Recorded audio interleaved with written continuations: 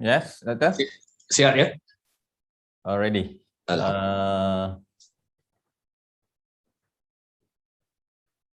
Okay, we are live now in YouTube.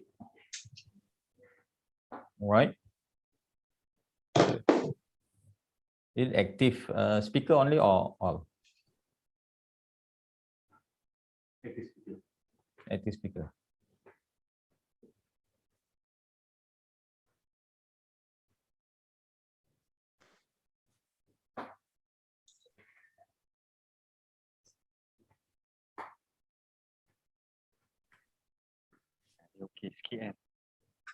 Okay, Assalamualaikum warahmatullahi wabarakatuh. Testing.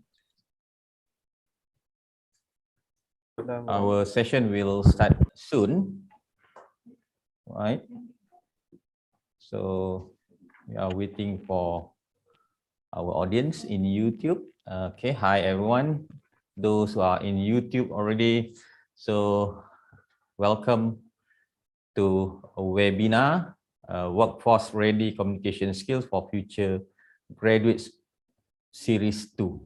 Okay, and in this webinar, we are focusing on job interview. So I will start proper in a moment.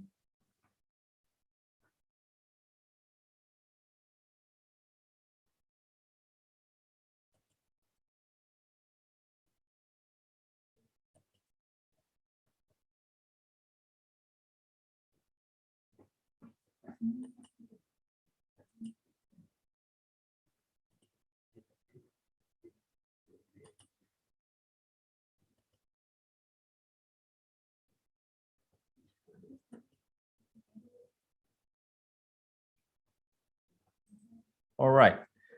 So far we have around 245 online, okay, watching us, okay, following us through YouTube. So we will begin this seminar shortly. Right. Assalamualaikum warahmatullahi wabarakatuh. Good afternoon, everyone. I'm Zainal Abidin Sayadi, the moderator for today's webinar. First of all, I would like to welcome everyone to Workforce Ready Communication Skills for Future Graduates webinar series 2. The first webinar series was held on 28 October. I think it was around 2 weeks ago, focusing on the process of job application, featuring Mr. Azmil Zulkifli as the guest speaker. In today's webinar, inshallah, our guest speaker, Dr. Rahmat Shazi, will share some tips, do's and don'ts on attending job interview. Ladies and gentlemen, before I introduce you our guest speaker, allow me to make some announcements first. Number one, link for attendance form as well as for the e-certificate will be shared later during the session through the chat box. Thus, there is no need for our audience to post your names, sections, and student IDs to the chat box. Announcement number 2, okay, we encourage you to give comments and questions through the session. For that purpose, you can post your questions through Mentimeter, and the link will also be available in the chat box soon. And last announcement, this is very, very interesting. I think most of our audience will be happy about this, listening to this announcement. At the end of this webinar, there will be a short quiz for you to take part. And good news is 3 top winners will receive RM50 each. Okay, for your information, the prize money is sponsored by our guest speaker himself. Okay, thank you, Dr. Rahmat. Okay, terima kasih Daun Keladi. Kalau ada, hulurlah lagi. Okay, so ladies and gentlemen, now let me introduce you our distinguished guest speaker for today's webinar, Dr. Rahmat Shazi. Assalamualaikum, Doctor. How are you? Waalaikumsalam warahmatullahi tuan. Thank you. Alhamdulillah, doing okay. I'm glad to see everybody is looking pepped up as well. You okay, tuan? Yeah. Excellent. All right. So thank you, Dr. Rahmat, for being with us today, okay, for this webinar. All right. And Dr. Rahmat Shazi, or his full name is actually Dr. Rahmat Iskandar Khairul Shazi. Is currently the Technology Director of ShazInnovation Solution, as well as member of the Board of Trustees that oversaw the innovation management of the coronavirus mobile test or combat unit to tackle the COVID-19 pandemic. I guess this is in Malaysia, right, Dr. Rahmat? Yeah. Okay, he was the principal consultant of technology, training, and research at Strand Aerospace, overseeing graduate employability, high value-add training programs for Selangor. And through his PhD on innovation management, he is an expert on social capital and commercialization of innovations, having had 20 years of prior experience in Petronas, as well as consulting work in Australia. And currently, he is also an industry advisory panel of 9 universities and an active member of the National STEM Association. He's a member of the Australia-Malaysia Business Council. And while he was in Australia working as a part-time consultant, he was the chairman of the Malaysia Scientific Diaspora from 2013 to 2014. And he's also supporting several innovation initiatives for the newly formed Selangor Innovation and Culturation Committee. In terms of academic, he obtained his PhD in business at the University of Queensland, Brisbane, with the thesis entitled Trust in Innovation Networks in 2014. And prior to that, Master Science in Mechanical Engineering at University of Illinois at Urbana-Champaign. Is that correct, the pronunciation? Yes, spot on, Tuan. Beautiful. Okay. And he also has a mechanical engineering degree, okay, from UMIS Manchester. Wow, so impressive, okay, Dr. Rahmat. And okay, this is there are a lot more to talk about Dr. Rahmat, okay, but this is a must, I think, okay, in terms of public speaking experience. He has appeared in TEDx, okay, TEDx, okay, and also national TV as guest, as well as co-host of Cabaran Jutera Muda, a STEM-based TV show. And also, okay, this one, okay, this is rather interesting to me, because most people believe that as engineers, okay, background, okay, engineering background, you don't have any passion in arts. But actually, okay, he involved himself in theater at the state level, acting, directing, script writing, as well as logistic. So impressive. All right, so without further ado, okay, please welcome Dr. Rahmat Shazi. Okay, over to you, Doctor. Alhamdulillah. Thank you very much, Tuan Zainal, for the kind words. Assalamualaikum and a very good afternoon, ladies and gentlemen, our VIPs, you, our beloved students. You are the very important people today, because you are destined to actually spearhead our country, the socio-economic development, your families. Yes, so you are destined for that. I'd rather actually get straight into the heart of the matter, because this afternoon there's there's 300 people now on YouTube. Currently, we have 738 watching. Wow. And we expect to achieve 2,000. Wow, super. So 700, 800, let's say 800 times 2 hours, all 800 of you, or maybe if let's say 1,000 times 2 hours, that's 2,000 hours. It's not 2 hours per person, it's 2,000 hours total that you're spending with us. So we want to actually maximize the value that you will get from these 2 hours.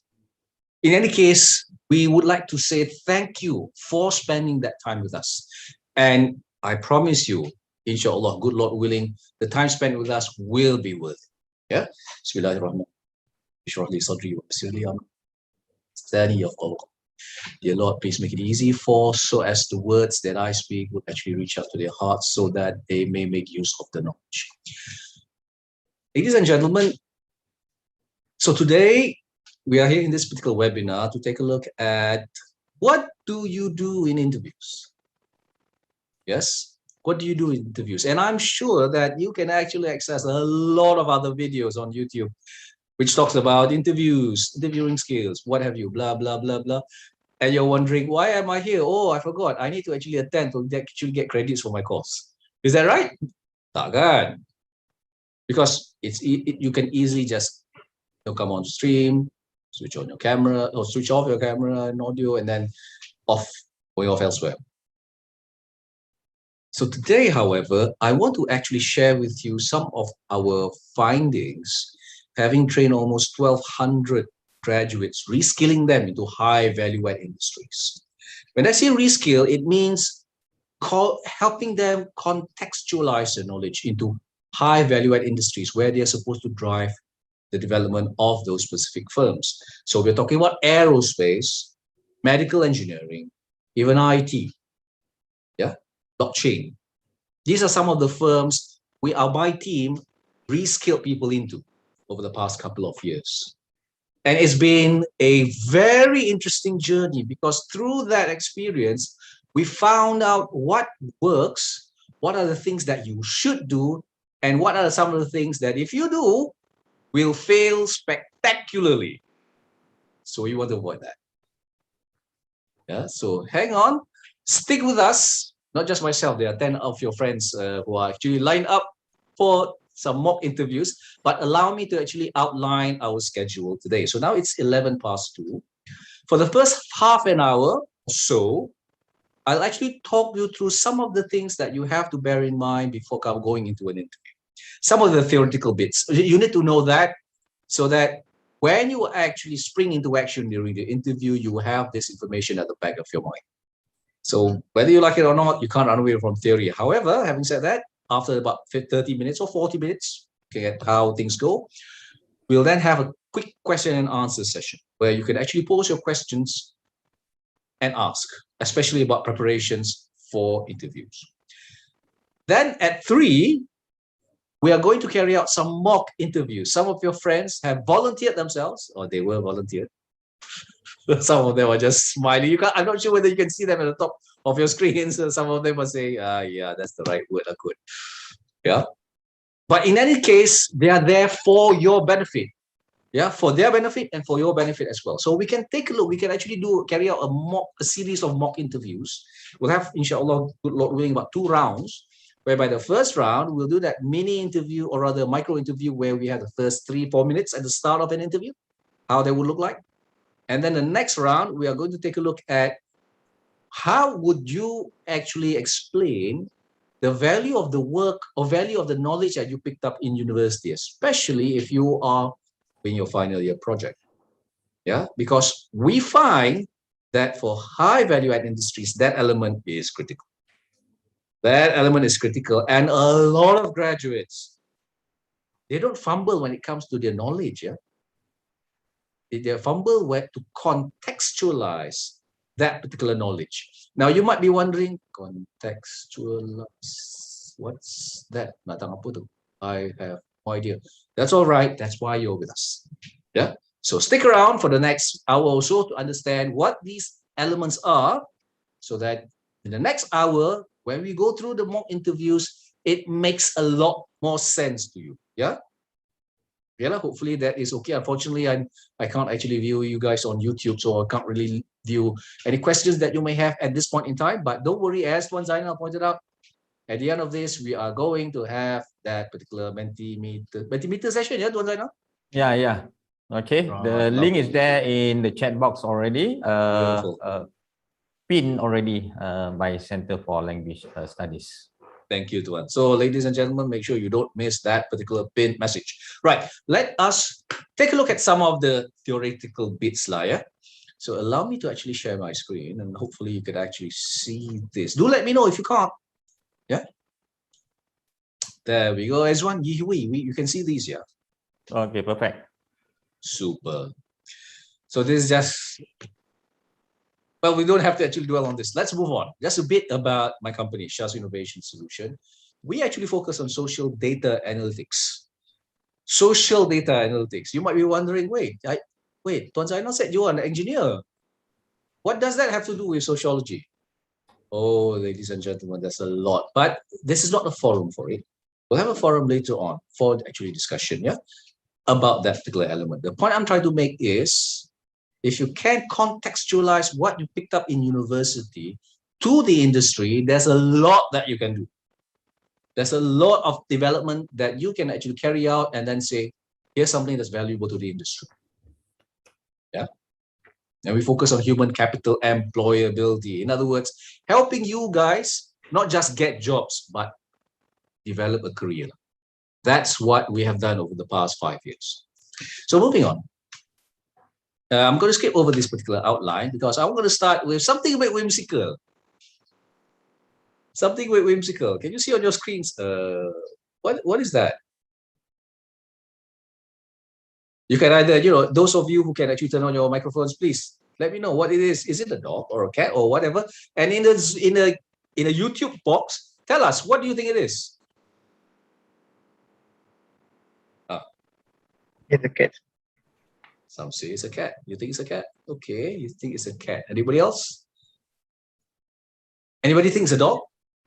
Tiger. Tiger. Okay, I think that's a bit of a stretch, but okay. That's the cutest tiger I've ever seen. Next. Aha. Dog or cat? Grumpy cat. Grumpy cat. Well, there's even a name for this particular cat. Grumpy cat. It does look grumpy. Yeah. Okay, I'm guessing this particular picture is of a particular animal that's quite well known. Okay, what is this? Can't be a cat, right? It looks like a snarling something. Friends of tiger. Okay. I have very whimsical responses in here, which is great. That's the kind of people I like to hang out with. Yeah. Someone put there in the chat, okay, cat dog. Cat. Someone's watched that particular cartoon. Oh boy. Now, what do you think? Cat or a dog? Also a cat. Also think it's a cat. Now, there we go. Where are we now? Also a cat. Think it's a cat. How sure are you? What is the justification for you to actually call it a cat? Later, I'll explain why this is important. This machine learning example is very whimsical, but it has a lot of bearing on what we'll be talking. Anyone? Okay, everybody thinks it's a cat. I'm not quite sure whether there's another cat dog in the YouTube channel. Okay, what about this? Cat? Puppy. A picture of dog behind the cat. You think it's a dog. What makes you, but it's inside the box. Dogs don't really hide inside boxes, right? A puppy. You think it's a puppy? Again, there's people are thinking that, no, it must be. So think about, here we go. That's a closer look. What is it? What do you think it is? A husky. A husky. There you go. You have even more details. Now think through what I want all of you, all 700 or 800 or 1,000 of you online. What I want each and every one of you to think through is this. When you're looking at those pictures, how do you make the decision that it's a dog or a cat? What is the process? Sorry? The appearances. Appearance. So you have sets of criteria, yes? You're looking at criteria. Even without looking at the picture, you have a set of criteria. Then you look at the input. Look at the input and say, okay, based on my criteria, I'm looking at the eyes, I'm looking at the way it behaves, I'm looking at the way it's looking at the camera or looking at me. Yes, the nose. So you have a series of criteria, which is interesting because when I showed you that picture, the previous picture of an animal staring at us from inside the box, if you look at your series of criteria, that usually slants towards a cat, not a dog. But most of you straight away say, no, it's not a cat, it's a dog. It's a dog. Based on what? Now, think through those particular set of criteria and the processes that you took yourselves through. Because most of the time, we don't think about that. We don't think about thinking. This is important because when you go to those interviews, you have to be mindful. There must be a level of mindfulness when you do this. Because if you're not mindful, that's where you lose your confidence, you get nervous. It's that lack of mindfulness that causes a lot of issues, a lot of jitters, a lot of concerns that we have seen in the candidates that we have interviewed. Yeah. So bear this in mind. So hang on to this thought. Hang on to this thought, whether it looks like a cat or a dog or whatever. Hang on to that statement, and we will actually look at that later. Yeah. So, okay, moving on from here. 1,000 of you wondering, how is that relevant to an interview? Here we go. In industry, ladies and gentlemen, at this particular point in time, yeah, and this has been highlighted by a number of ministers. Mosti made that remark, Meeti and whatever you're talking about. Hey, actually, majority of our industries are low value add. They're not high value add. You know, before 2020, rarely do we hear ministers admit to this. And suddenly in the media, people are talking about how jobs in engineering, you know, it actually pays very little. Jurutera miskin. Yes, and they give examples and whatever you. And of course, another party says, no, that's not true. These are our data. These are our data. Industry have realized this a long time. But they don't really actually tell you these. And when industry advisory panel members, for your information, yeah, every faculty that you are in would probably have a group of industry advisory panel members. So these are people representing industry who tell the university what to do. Whether university does it is another question, okay? Yeah, I know because I'm actually a member of 10 of universities industry advisory panels. So I actually see how a number of these industry advisory panels operate. So in industry, there's low versus high. What's the difference? Take a look. Let's zoom into the low value add industries. Now, these are examples taken from engineering. I understand that not all of you are engineering graduates, but it actually highlights elements or dimensions of low value add industries. I say low value add, yeah? It doesn't mean low value in terms of salaries. It doesn't mean that. It just means that when you work in low value add industries, you're going to see these kind of sets of criteria. I'm relating it to the cat or dog example, or cat dog example, because you're looking at these criteria. Yeah, take a look, skills and capabilities. All the processes, technology provider who can be outside of the country. We just buy the technology, we just follow their instructions. But mark my words there, ladies and gentlemen. Low value, following other people's instructions. Watan Malaysia, tapi bukan rekaan Malaysia. See the difference? Now, for you undergraduates and graduates, this is very important because your degree allows you to add value, creating instructions, not just follow instructions. You have to do both. You have to follow instruction and then, based on that, create instructions. But if it's low value add industries, these are industries where you just mainly follow other people's instructions when you actually create products or indeed services. Built to print, that means you follow other people's blueprints. Other people give you a layout of how to do things, you follow. Again, similar to the point made earlier. Graduates unemployable. Why? Because all the industries need are diploma or certificate holders. They don't need degree holders. Notice I'm actually giving you, right up front. No holds barred, tak ada filter. So I'm telling you, here's the issue. Low value industries. Machine programmers, for example, if the company needs to actually make components using IR 4.0 equipment or whatever, they don't have a lot of machine programmers. They depend on outsiders. Yes?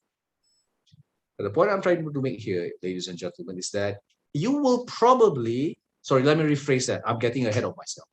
I'm trying to highlight 2 points. One, a majority of our industries, whether it be in engineering, manufacturing, finance, business, agriculture, you name it, a majority of them are low value add. When I say majority, more than 90%, more than 90%. Don't take my word for it. You can take a look at the meaty newsletter that's released every fortnight, every 2 weeks. Take a look. You'll see for yourself. Yeah. So if they make up more than 90%, that means the probability of you getting interviews from low value add industries is, of course, 9 times more likely than high value add industries. Understand that. Appreciate that. Appreciate the fact that, okay, because of this, I go to interview. A lot of these will not be expecting me. They won't be looking at whether I can contextualize what I learned in university to their business. They're asking, hey, can you follow instruction? And those will be the questions. Those will be the set of criteria driving their questions. See? So take note, those of you watching, I'm not going to give you something that you can get from a YouTube video. Of course, I am, okay, you are watching us through your YouTube video, so this is not quite right. Let me rephrase that. You are not going to get, what I'm going to present, or what I'm presenting today is not something you can get from typical YouTube videos. Baru betul. Right? Apologies if I actually sound like I contradict myself. The point I'm trying to make is that. Okay. Now, when we shift to high value add industries, because of course, if there's low value add, there must be high value add. Here you go. Take a look at that. Yeah. You have engineering and design. You have internal process development capability. In other words, the company itself is able to develop processes it needs to then devise new solutions. It's able to do it internally. It doesn't need to rely on external parties to be able to do this. It may need other parties to provide the equipment, to make the equipment, but in terms of development of the capabilities, they can do it themselves. Yes. And we say engineering and design. When we say engineering and design here, it doesn't mean purely engineering. Yeah. Sometimes we talk about designing processes. Sometimes we talk about designing methodologies. For example, in sociology, the company can do it themselves. They can compete and they understand the overall supply chain. If you are inside a company that makes tires, a high value add company is a company that can design the tires themselves. They don't have to depend on other people. They design the machines that makes the tires. They don't have to make it. They probably get other people to make, but they then give instruction. So everything for high value add industries are industries that can give and create instructions for others. That's the major difference. Yeah? That's the major difference. Now, and there are certain manpower training requirements for that. I'll tend to that in a bit. Yeah. So moving on, one thing I want to highlight in that when there is a transition from low to value add, take a look at this. Yeah? Business models are critical. Staff need to be able to understand the way the company operates in order to deliver to clients. Whatever they deliver, products, services, their ideas, analysis, the staff need to be able to understand that. Low value add industries, if you take a look at this, all the money that's invested is usually based on one particular client. High value add industries looks at the whole ecosystem, everything in the ecosystem, from, hey, where do we get our cleaners? The people who actually do cleaning at university, at companies or whatever, they can understand the whole gamut, or rather the whole value chain, all aspects. That is high value add. Unfortunately, because in our country, most industries are low value add, this understanding is omitted. And you will see this in the interviews. You're going to experience this in the interview. So we need you to be aware of this. The point I'm trying to make with these slides is that there are low value add industries, there are high value add industries. Appreciate the difference because 2 reasons. One, You are going to come across these companies. And two, hey, you never know if that's the question in Mentimeter. Hint. Okay, moving on. Tak faham. Kalau tak faham, aku tak tahu lah. Moving on. Right, back to the concept I just highlighted earlier. Yeah? Manpower training requirements. When we talk about shifting from the low value add to high value add in the future, or indeed it's required now, there are three main aspects that industry expects to see from you. Look at this. One, they will assess, in the interviews, they are going to assess whether you have high cognitive understanding of complex processes. In simple terms, it means, do you understand what you learned in university? Did you pick up enough? Yeah, they are going to actually assess that aspect. The questions may be very simple. And as a matter of fact, the more relaxed the interview is, the deeper they will go into this now. So if you go into an interview where everything is so rigid or so formal, they probably wouldn't be spending time looking at this aspect. Secondly, challenging the status quo through creativity management. What that means is they will take a look at whether you have the skills, the basic ingredients to try to convince the interviewers that whatever that you develop, especially through your FYP, hey, that is something of value. They will be measuring that. They will look at that. Because remember, high value add industries want to see whether you can add value. That's why high value add. Low value add industries will assess whether you can follow instructions well. And their questions will reflect what they are looking for. I repeat, yeah, to the 1,000 pair of eyes or more, the industry will assess. Low value add industries, can you follow instructions? High value add industries, can you create instructions? Yes. I'm simplifying it. I'm dumbing it down, I admit. But I just want to make sure that you get that basic concept in. Yeah. Okay. Thirdly, what they're looking for is ability to take big decisions and take accountability for those decisions. I think we need a lot more of this in our country right now. Yeah. Taking it at a high level. What does that mean? It means they will assess whether you are someone who will direct, for example, discussions and what have you, and make sure that the discussions add value, and you will be accountable for what you say, because that will be a measure to them, of course, as to whether you are someone who can do this. Yeah? So three main things. They will see whether you understood what you learned in university. They will see whether you can actually sell the ideas that you develop, whether within in university or outside. They are going to assess that. And thirdly, they will see whether you are someone who can take ownership. You can make decisions and you can take accountability over those decisions. They are going to take a look at that. Three major things. Moving on. And all this innovation driven.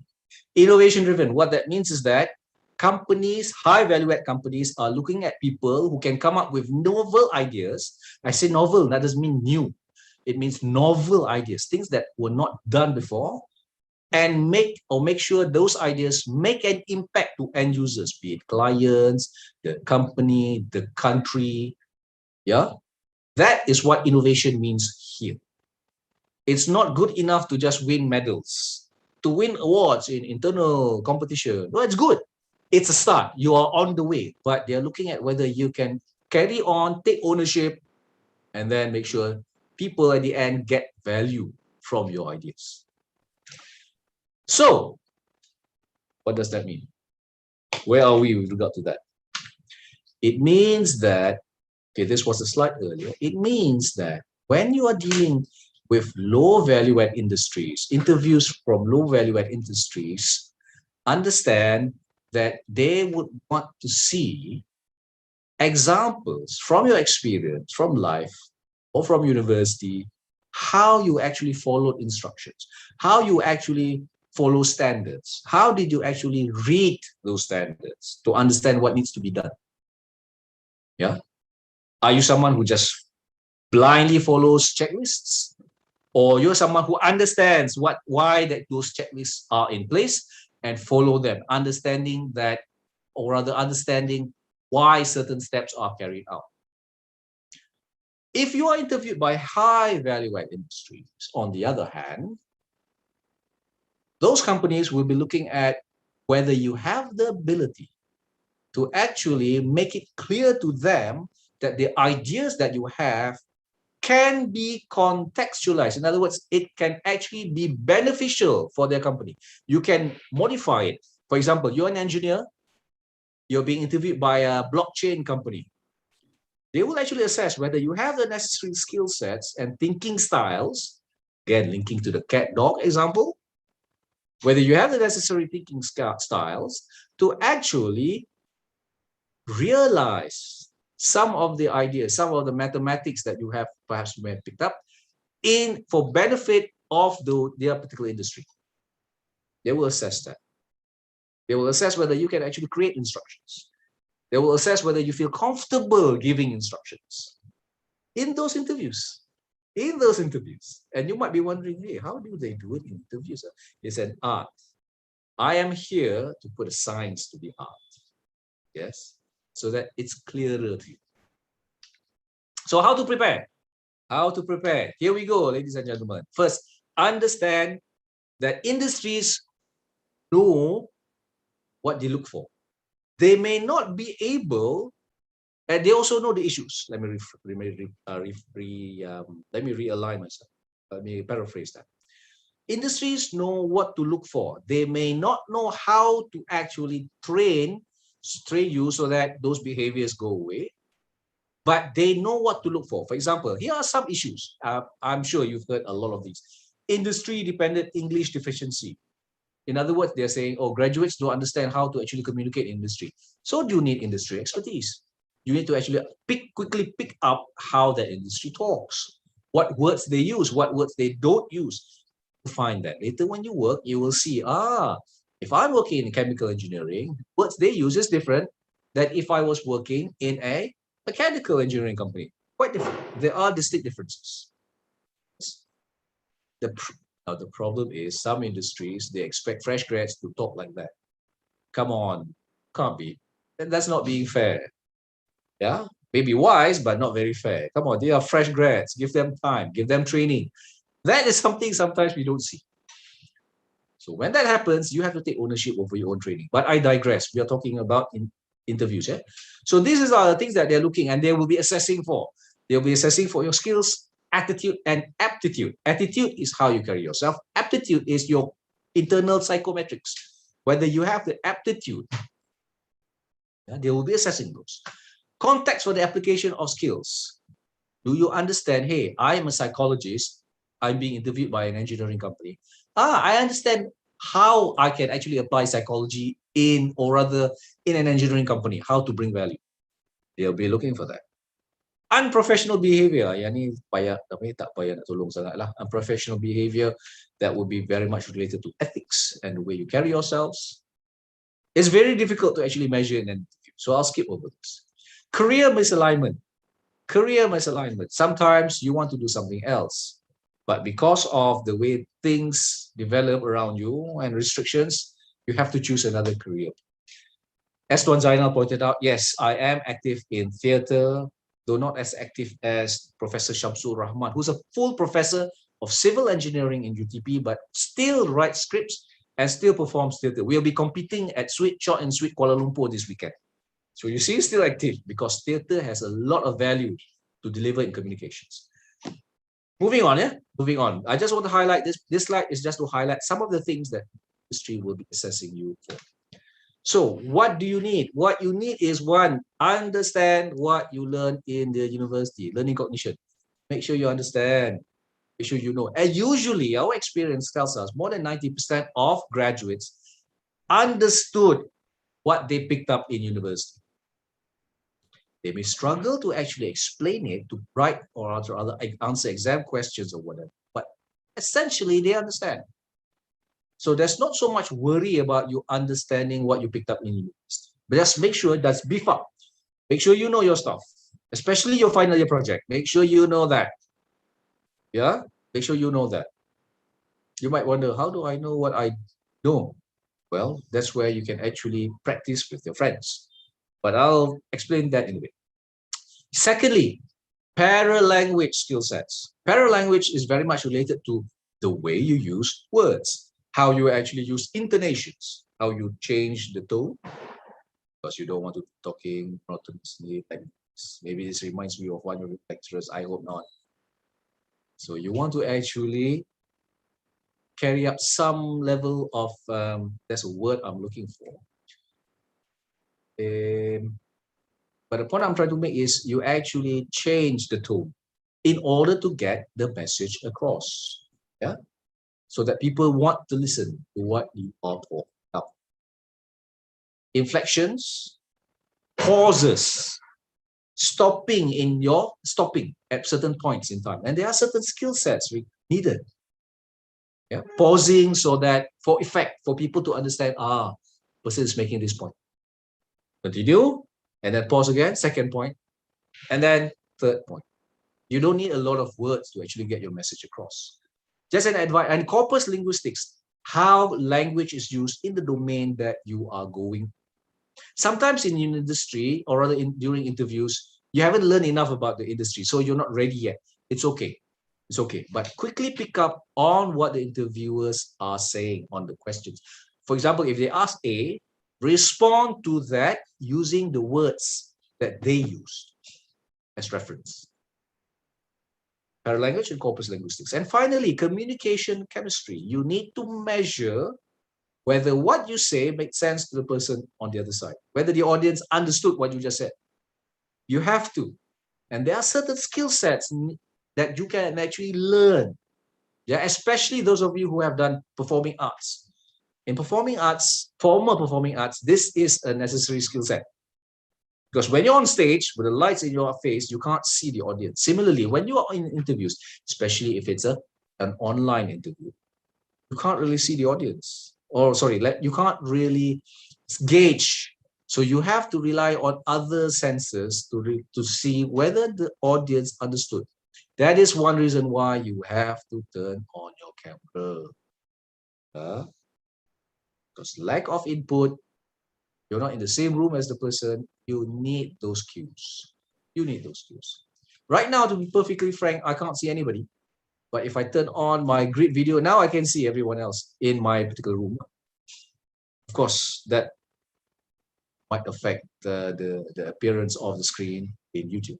So these are the three major skill sets that you need to refine prior to going into interviews. Yeah? Understand your final year project. Understand what you picked up in university. Understand how to actually make use of inflections and change in intonation. Pauses to actually get your message across. And most importantly, how language as a tool is used in the industry that you're going into. And there are other ways of learning it up. You can actually look at websites of companies in the same field. Look at the words they use in their website, because that can help you tune before the interview. Communication chemistry, look at the body language, look at the screen. Plan your screen out. Look at, I'm not quite sure whether you can see me on screen, but look at how I'm actually scheduling my space. You see now? Yeah? Enough space around here. I'm not too low in the screen until you can see the back. Yes. I'm not too close until you can just see my nostrils. It might sound funny, but I have seen professors being absent-minded when they are online. You can really see, so close that you can't see the expressions. It doesn't make you feel, it feels as if they are intruding on your space. It's not natural. The message would not get through. And that is not what you want in the interviews. That's not what you want in the interviews. Bearing in mind, we'll be doing our mock interview in a bit. Yeah? Okay, I'm going to skip over some of the slides because I noticed time is against us. But I just want to highlight, here we go, body language versus paralanguage. body language, gestures, facial expressions, postures of a person. This you use as part of communication chemistry. Look at whether the person you're talking to is interested, whether they are leaning forward or they just couldn't be bothered, they're looking elsewhere, they're doing this, showing that they don't understand what you just said. Use those as in, yes, paralanguage, speech, pitch, tone, yeah? Tone that they use, the intonation, the speed at which the person talks, and the volume. All these elements. And that's why this webinar is organized by CLS. Because a lot of us forget that language, body language, the spoken language, paralanguage, plays a critical role in getting your ideas across during those interviews. Yeah. Watch for these. So, okay, I am going to stop here and see whether there are any particular questions. Oh, hang on. Let me just finish this particular slide. Again, going back to the cat versus dog with the husky, there are several types of questions available out there. There are several modes. Each of these, for example, the one that you see on screen, open questions, probing questions, leading questions, loaded questions, funneling, recall and process, and rhetorical. All of these have got their functions. Learn them. Learn these because it goes both ways. The interviewer can use these questions with you during the interview. So then you can understand, oh, this is the kind of question. So this person is looking to, for example, if the person is asking probing questions, they want to perhaps avoid misunderstanding. Yeah. Leading questions, they want to steer the discussion towards a set idea. But the great thing is you can use the same thing with the interviewer. Yeah? You want to elicit understanding. Hey, is this company going to bankrupt in a couple of months? Of course, you don't ask it in that way. So you need to actually use language, choose your words to ensure that you can elicit the right information. Yeah. That's the point I'm trying to make here. And a lot of this information is available online. I'm just making you aware of this so that you're going to jump into these, prepare before you go into those interviews. Your tertiary level students. Yes, all you need to know is to be aware of these so that then we can continue to have discussions. We'll have those discussions during Q&A session as well as during, or rather after the mock interviews in a bit. With that, Tuan Zainal, perhaps I would suggest that we stop the discussion, or rather, I'll stop my presentation here and let's see whether there are any questions that we have either from the youngsters, THM youngsters with us, or perhaps in. All right. Okay. Thank you, Dr. Rahmat, Shazi, for the sharing. Okay, I think we have learned a lot of things today. Okay, although it was rather short actually, the presentation, right? Okay, because we want to make more, spend more time on mock interview after this. But before that, as mentioned by Dr. Rahmat, okay, we have a Q&A session, and for that, I already asked viewers to post their questions in Mentimeter. So allow me to share my screen first.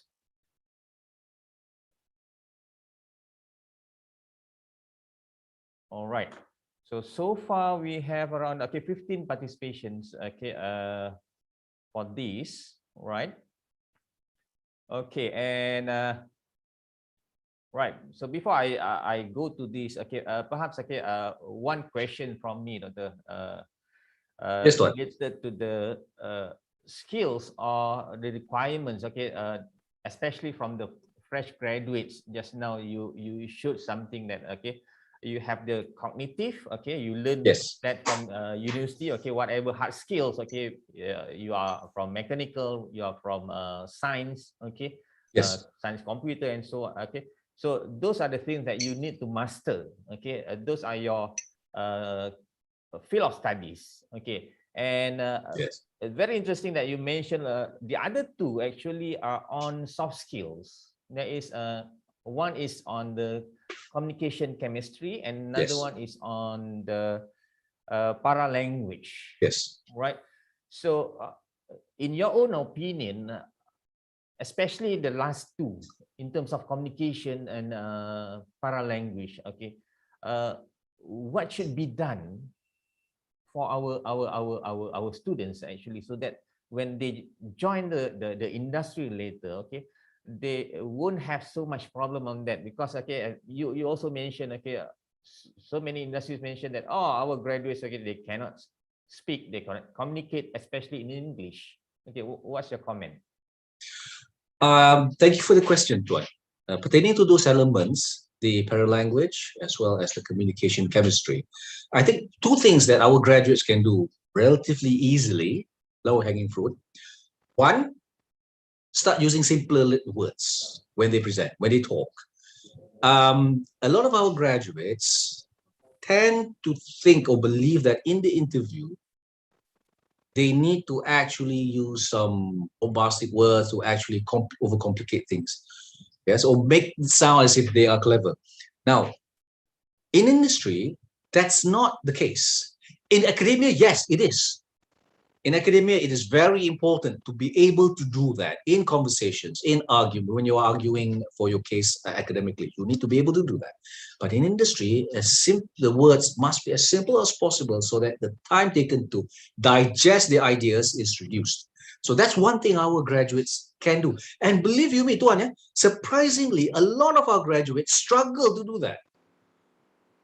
They struggle to actually, alamak, I forgot how to actually simplify. It's like Yoda in The Empire Strikes Back. Yoda saying, unlearn. We found that a lot of graduates struggle with that. So I think if we actually assist our graduates along that journey, so it will actually speed their understanding of this.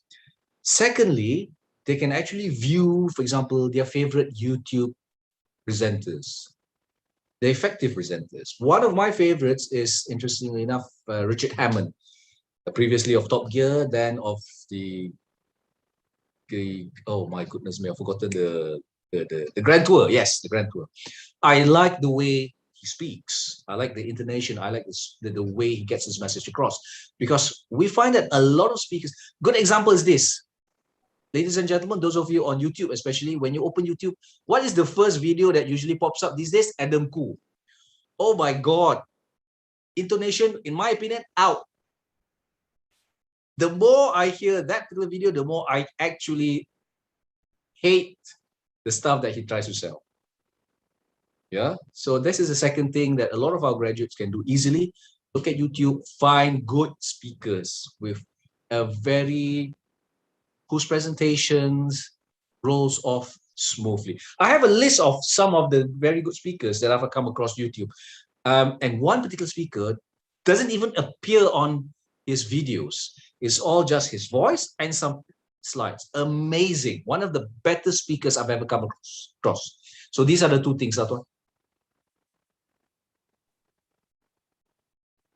All right. Okay.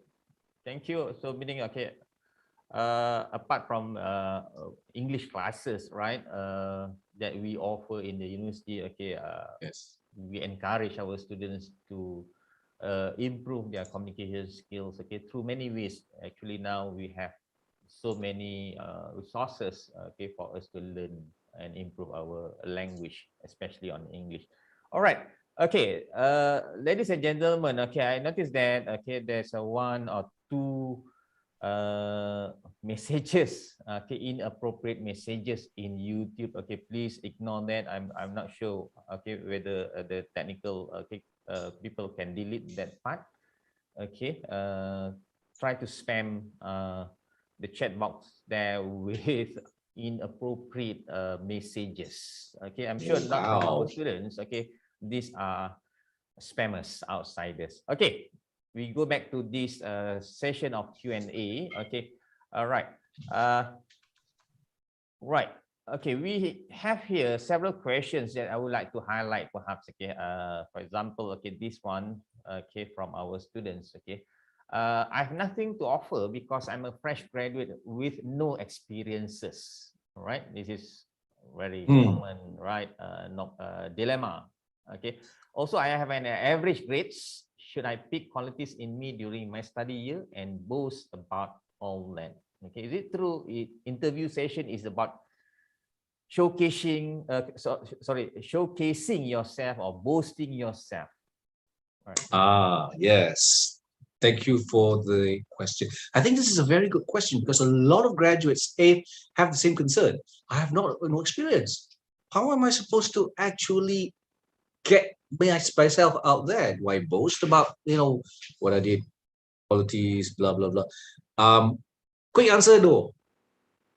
Quick answer no, because the industry isn't really interested in those particular aspects of the craft unless they insist. Can you please explain to me one experience that you had whereby you were forced to actually, you were stuck somewhere and you don't have any money, no car, whatever, how do you actually secure a form of travel, something like that. Yeah. Otherwise, no. Otherwise, focus on, most importantly, aspects or experiences where you needed to actually work socially, especially voluntary groups. Why? Because industry, one of the things that they like to look for is the value add. They find particular candidate reasonably okay. Hey, this fella can actually organize badminton competitions or add value. Our company likes badminton, or our company does not like badminton. Okay, I can organize sports. There we go. Talk about that. But most importantly, identify experiences within the university where you actually were given the responsibility to lead. Yes. Focus on those. In other words, focus on what was delivered rather than me. It's not about you, it's about what you did. I hope that distinction is clear. Yeah? Focus on what you did, what you were able to achieve. Not I am hardworking, I am diligent, they have psychometrics, they will measure that afterwards. They need to see whether you can quickly contextualize what will add value to industry. That is the challenge. That is the challenge. And that the three aspects that I explained about earlier would actually assist the candidates towards that. Experience is all about being able to critically analyze what you are faced with and look at, okay, how do I deconstruct this problem? That's experience. People with a lot of experience tend to be able to do that based on things that are familiar, which in one respect can be very useful, especially for low value-add industries, not very useful for high value-add industries. Because high value-add industries requires candidates who can actually look at the new scenario and contextualize new possible solutions. That's where people with lots of experience sometimes fail. So don't worry too much about not having a lot of experience. Focus on what you delivered in a group, especially. Industry will love that. Industry will love that. Or when you are faced with exceedingly difficult challenges. I remember one night, I missed the last train in Barcelona, and the university was a 10-kilometer walk. And I don't know the way. That was a very interesting journey. That was an interesting journey. Sometimes when we have the chance, maybe over Teh Tarik, Tuan can actually share. Wow! All sorts of crazy things happened at night in Barcelona.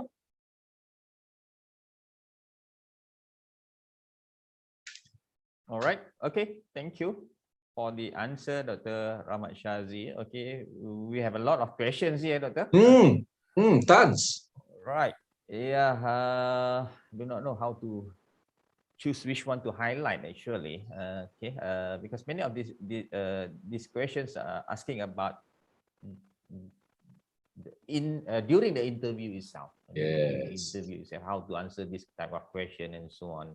Okay. But I think, okay, there's one here. Can we speak in both languages? Okay. Malay and English, as for example, during interview. Okay, because sometimes we can make mistake when speaking, and that can lead to misunderstanding during interview. Interesting question.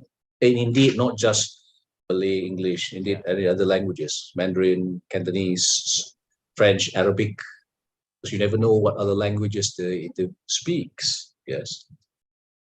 But if the interview starts out in English, here's my recommendation, very strong recommendation. Do not code switch. Code switch means switching to other languages to explain a concept.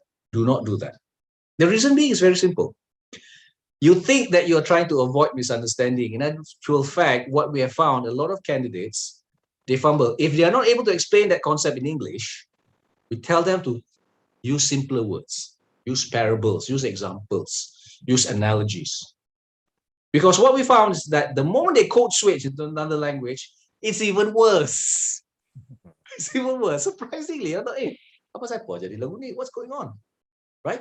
So in other words, usually whenever candidates struggle to actually explain a particular language, it's not because they don't have words in that particular language. You're trying to overcomplicate things. When they code switch, what we found is that a lot of things get lost in translation. So strong suggestion, if you start out in English, stick to English. You're stuck, use simpler words. Give analogies.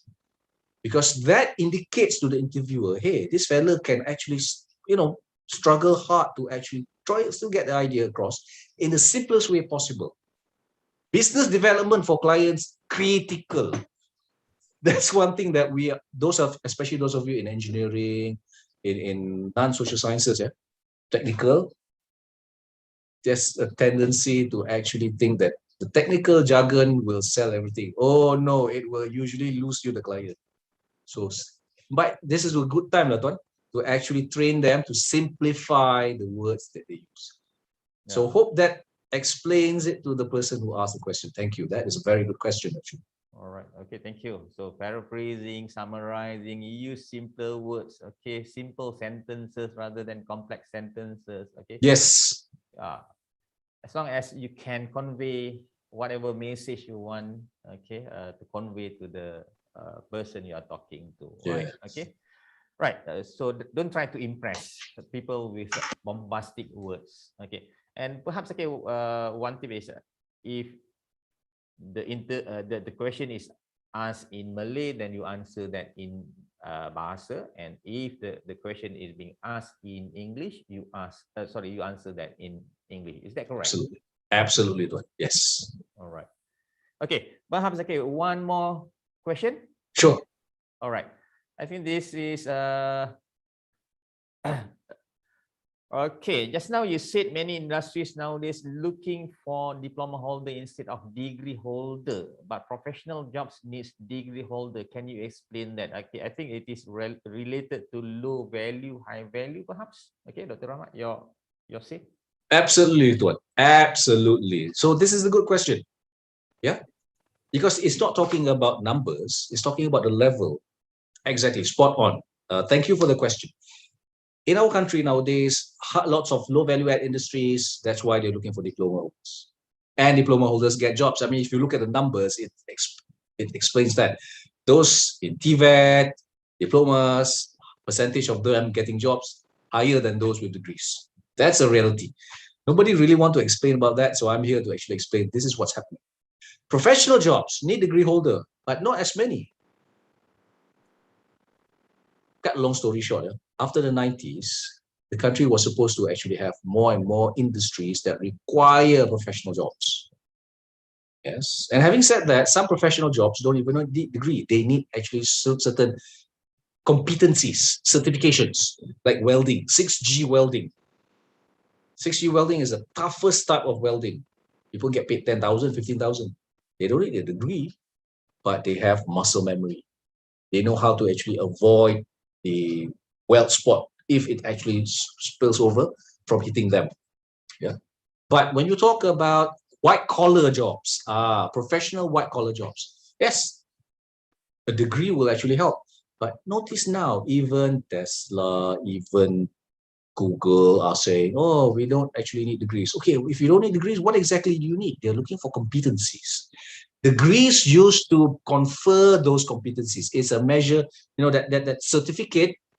See whether I've got a piece of paper here. I don't. But that certificate, there we go, a certificate used to represent the level of competency. Now industries are saying, you know what, those competencies are not the ones we are looking for. We are looking for these. Yes.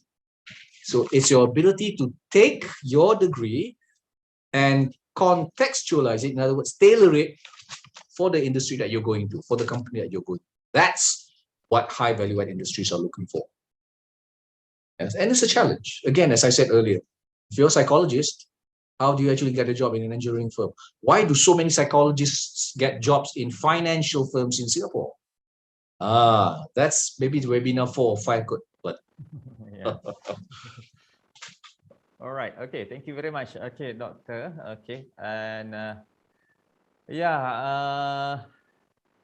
have this one. Okay. I'm an introverted person, not fluent in English. Okay. And for your information, okay, this week, okay, or next week, I think our course EOP, English for Occupational Purpose. Okay. We have an assessment, job interview in which the lecturers will ask questions, individual questions perhaps, and all right.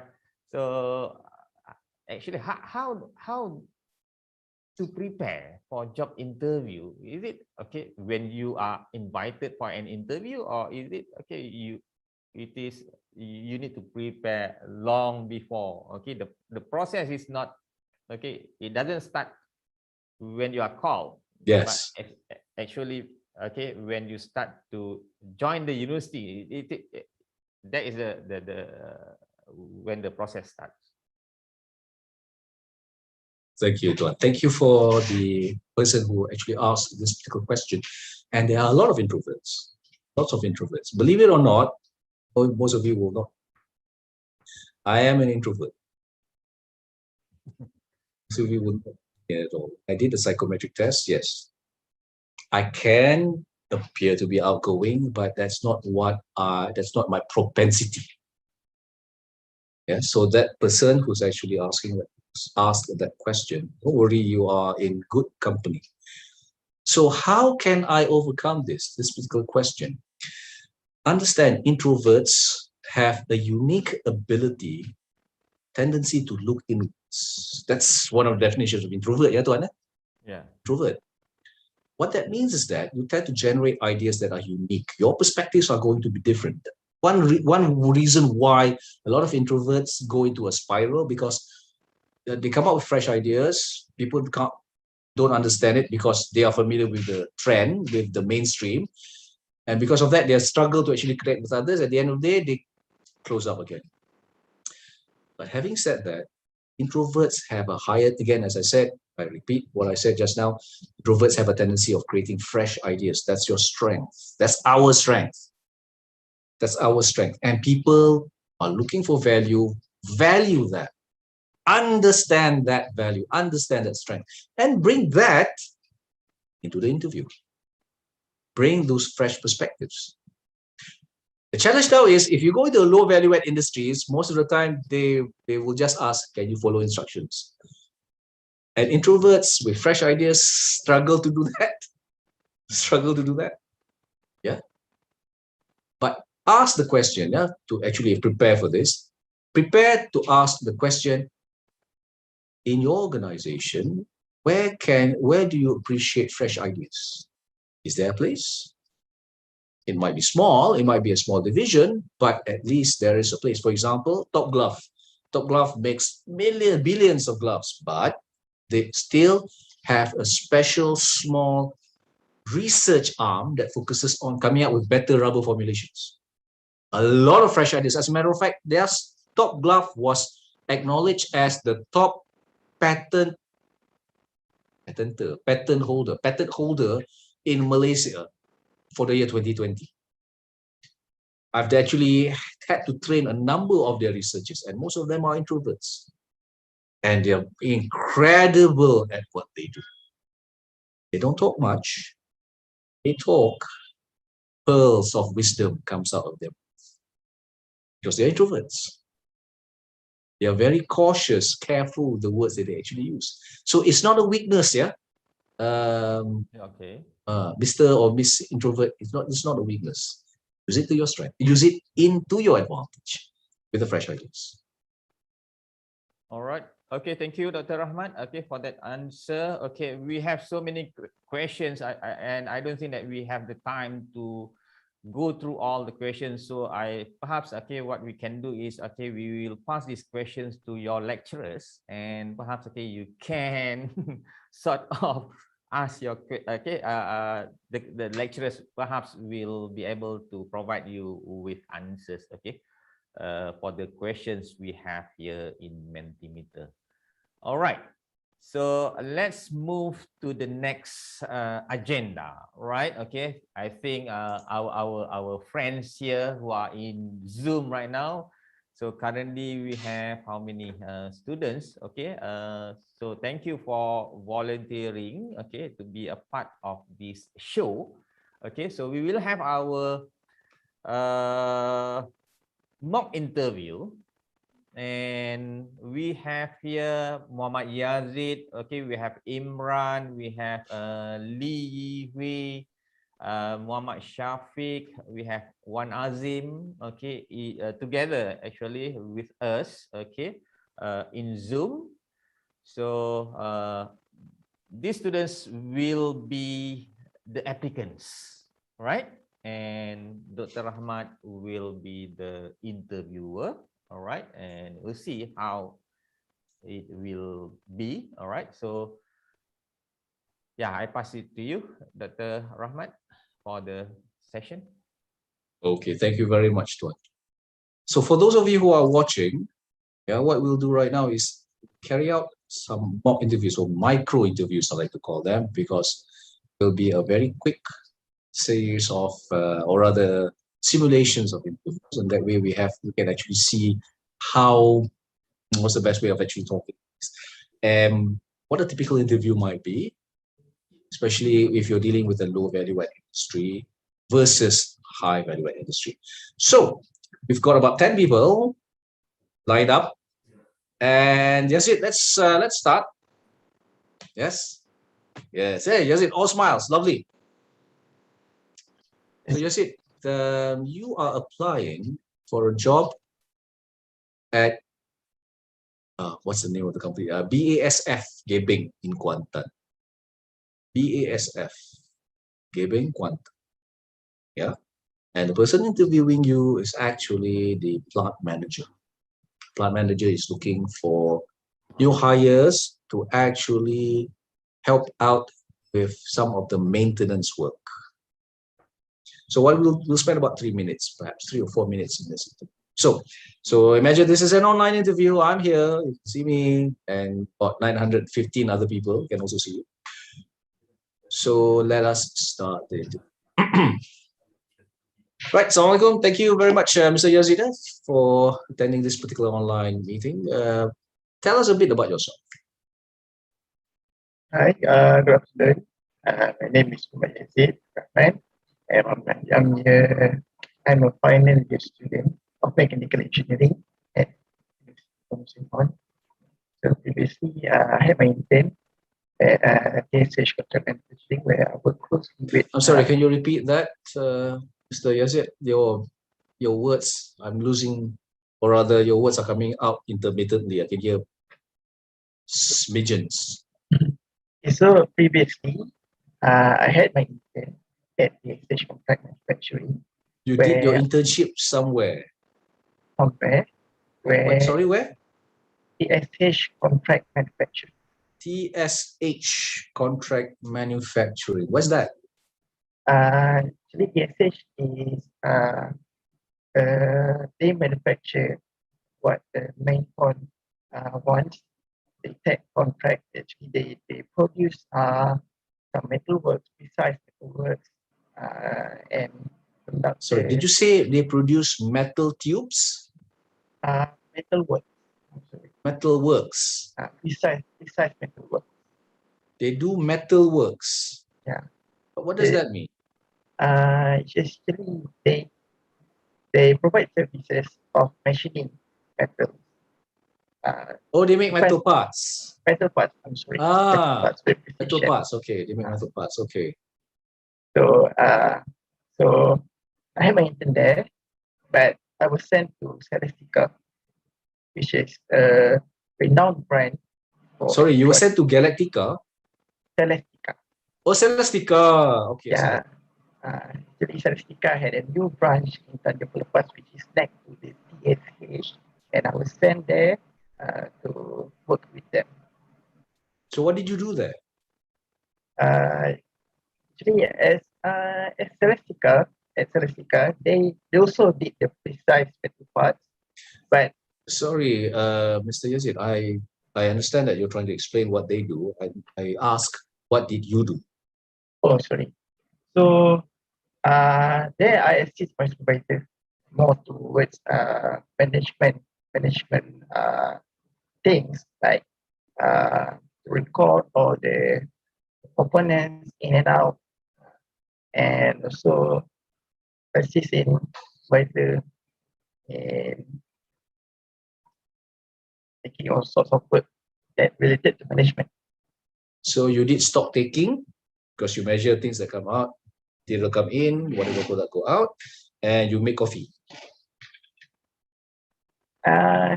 Actually, Okay, just quickly. So just stopping the interview for a bit. You're going to get some of these wisecrack remarks, yeah. You got some interviewers can do that. You're going to get some of these wisecrack remarks, but sometimes they're very serious about it. They have a deadpan way of asking because they're essentially trying to assess. So what else do? You just follow other people's instructions. Okay, that's maybe that's what I'm looking for. Yeah, that's what you want to actually read. Again, do not be confused with high salary with high value add. Don't mix them. Yeah. Okay, let's continue with the interview. Please carry on. so I also at during my intern, I also have made a simple temporary smart working system, which is Sorry, temporary what? The connection is quite bad. The audio connection is quite bad. it's like a temporary working system where you see Celestica they make better work. So they Yes. need to record which part is finished, which part is reject. Yes. So my work is there. I try to make something like Google spreadsheet, which can be accessed online with workers, and they also can update every day. So all that I compile what they update based on the Google spreadsheet into a different sheet that actually act as a summarize to all that. So you summarize the data. Yes. Is that an automated system or you still have got to do it manually? Automated system. I program it myself. Okay, you see the difference because, okay, we stopped the interview. Right? So I just quickly, I want to straight away give feedback so that everybody can watch. Because if I'm not mistaken, and just to highlight to the rest of you guys, I actually also have the YouTube, your YouTube channel on, so about 900 people watching. And now some people cabut, "Oi, come back." We are getting to the interesting part, man. Good, guys. Call up your friends, tell them, hey, don't stay. Okay, so some input. You started out great. Is it? You started out great, but you have to work on the audio. The audio system isn't working quite well, and for some interviewers, they might find it very irritating, and they might yell and whatever. Some may actually use curse words or words that are not very savory, like what we saw in the YouTube channel. But anyway, getting back to this, good start. You understood the question, missed a bit. Remember the point when I actually said, I asked you what you did. I did not ask you what Celestica does. It could be the person who interviewed you is very familiar with the company. That's why they are zoomed in. Yeah. So industry interviewers will tend to do that. Why? Because they value their time. Whatever happens, whatever discussion, make sure that they value the discussion that they have with you, because you want to build a relationship at the start. So one way to lose that is to not answer their question directly. And it's very easy for that to happen. So that's why I mentioned at the start of our session, mindfulness. Remember what they said. Okay, I'm here. This discussion is to add value. The moment, if you want to actually talk about what Celestica does, you can, but after you answer the question. Yes, do not unpack. Jangan kupas sebelum jawab soalan. Do not unpack before you answer the main question. Once you have done that, okay, fine. And then look at the audience. So I noticed you were actually paying attention to your particular suite. Good. Yeah, look at the audience. It's best that you look at your camera. Just quickly, Jazid, can you look at the camera? If you look at your camera, this is even better. This is better because I see that it appears as if you are staring at me. I know it's a bit weird because you are trying to actually look at the person's eyes, which is on the screen. But on their side, they don't get that unless you stare at the camera. Yeah, that's one thing you have to take. So, yeah, so those are some of the good points. Lovely, lovely. So things that you can improve upon is you can actually use some of the words or other truncated words to simplify. As I said, stock taking. In industry, they understand that. Oh, stock taking. Okay, everybody understands. Instead of saying I measure or rather I help keep track of what raw material comes in and whatever product comes out. Yeah, that's what industry domain means. You will take some time to actually learn that. It's okay. It's okay if at this point in time, hey, you're fresh grads or haven't even graduated yet. We understand. We understand. Some industry interviewers may not understand that. Watch out for that. You may not want to work under them. It's industry. Sometimes you don't have a choice, but there are times when you can actually manage that lack of choice, so to speak. Okay, that's it. Thank you. Yeah. Okay. No worries, no worries. So next, let us have. I'm just looking at the list here. Is it? Let us have Shafiq Azlan. Are you there? Yes, Shafiq, you there? Yes, I'm here. Okay. Somehow can't see you on screen. Let me see whether we can actually highlight you. Okay, there we go. Okay, Shafiq. Yeah. Right. You are, remind me again, you're chemical engineering graduate or student? Civil engineering. Civil engineering. Okay, so you are being interviewed by Spirit Aerosystems. Spirit Aerosystems. They are a tier 1 aerospace structures manufacturer. And the person interviewing you is the consultant, the leading consultant of the company. So they're in manufacturing. Okay. Thank you very much, Mr. Shafiq. Mr. Shafiq Noor Azlan, yes. Okay, Mr. Shafiq Noor Azlan. Have a seat, please. Well, hang on, you're online. There's no seat, so to speak. Right. Thank you very much for attending this particular session. Can you tell us a bit about why you applied to Spirit Aerosystems? Because your background is civil engineering, and we, on the other hand, we make aircraft components. We assemble. Okay. First of all, let me introduce myself. My name is Muhammad Shafiq, Shafiq. Currently, I am pursuing a bachelor degree in civil engineering in Newton, and this is for my last semester. So for the job that I applied for the Spirit Aero, if I'm not mistaken, it is. Shafiq, look at the camera. Look at the camera. Look at your camera. Yes, that's better. And you smile. You see, the moment you look at the camera, you smile. That's reminder for everybody. Reminder for everybody. Yeah. Put on your smiles. Put on your best set of chompers. Chompers meaning your teeth lah. Yes. Okay. So Shafiq, so why getting back to the interview, you applied to us? Why? Okay. Despite my background is in civil engineering. Camera. Despite my background is in civil engineering, but this company is mainly on mechanical, more to components of an airship. Back in the days, I used to work for a mechanical company, fabricate in hot tap machine. So I'm familiar with some gears and component. So I'm trying to expose myself to a new field. Then it seemed that an aircraft field seemed interesting to me. So I want to explore it even more. I've been in that company before for like few projects and a few machines that I've already succeeded built with among my team members. So I find that this opportunity to work with an aerospace company is a beneficial for me. Okay, thank you very much for that, Mr. Shafiq. I'm curious because if you are a civil engineering undergraduate, soon to be graduate, obviously you'll be focusing, or rather your studies got you to focus on bridges, focus on wastewater, got you to focus on the road surface smoothness or friction efficient.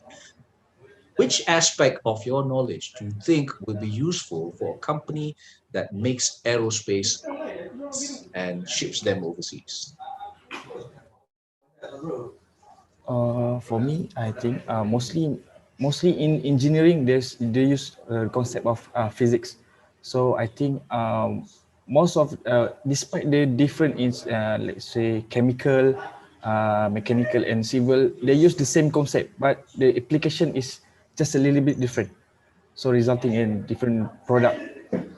So I believe some lessons or subject that I've learned in my time during university, such as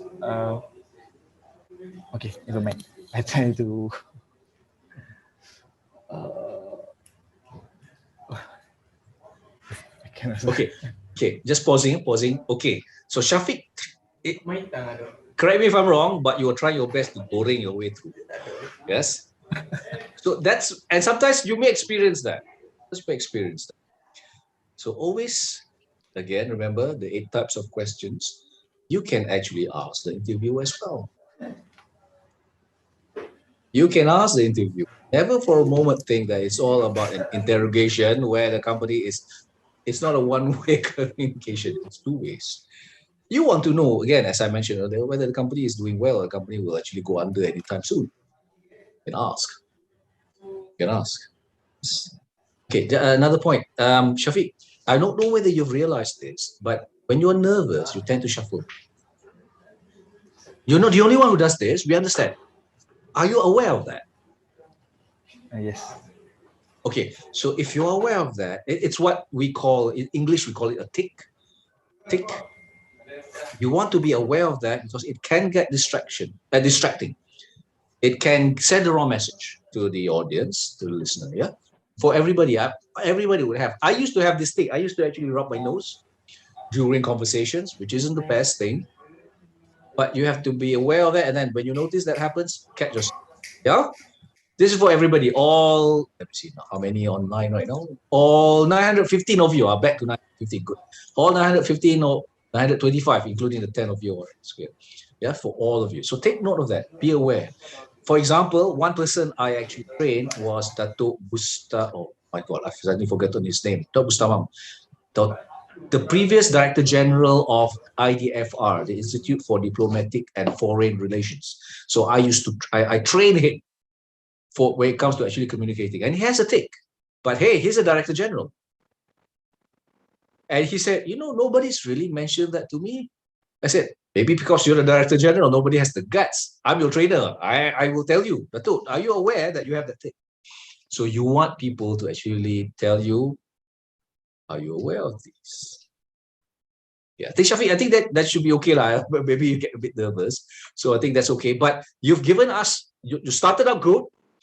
Yes, you tried your best. That tick can be very distracting to the audience.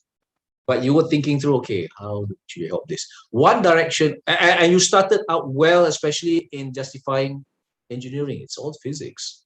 Yes, physics as well, though in a different form, focusing on the product. And bearing in mind, just to add, you know, an aircraft wing, if you take out the skin, it's a cantilever bridge.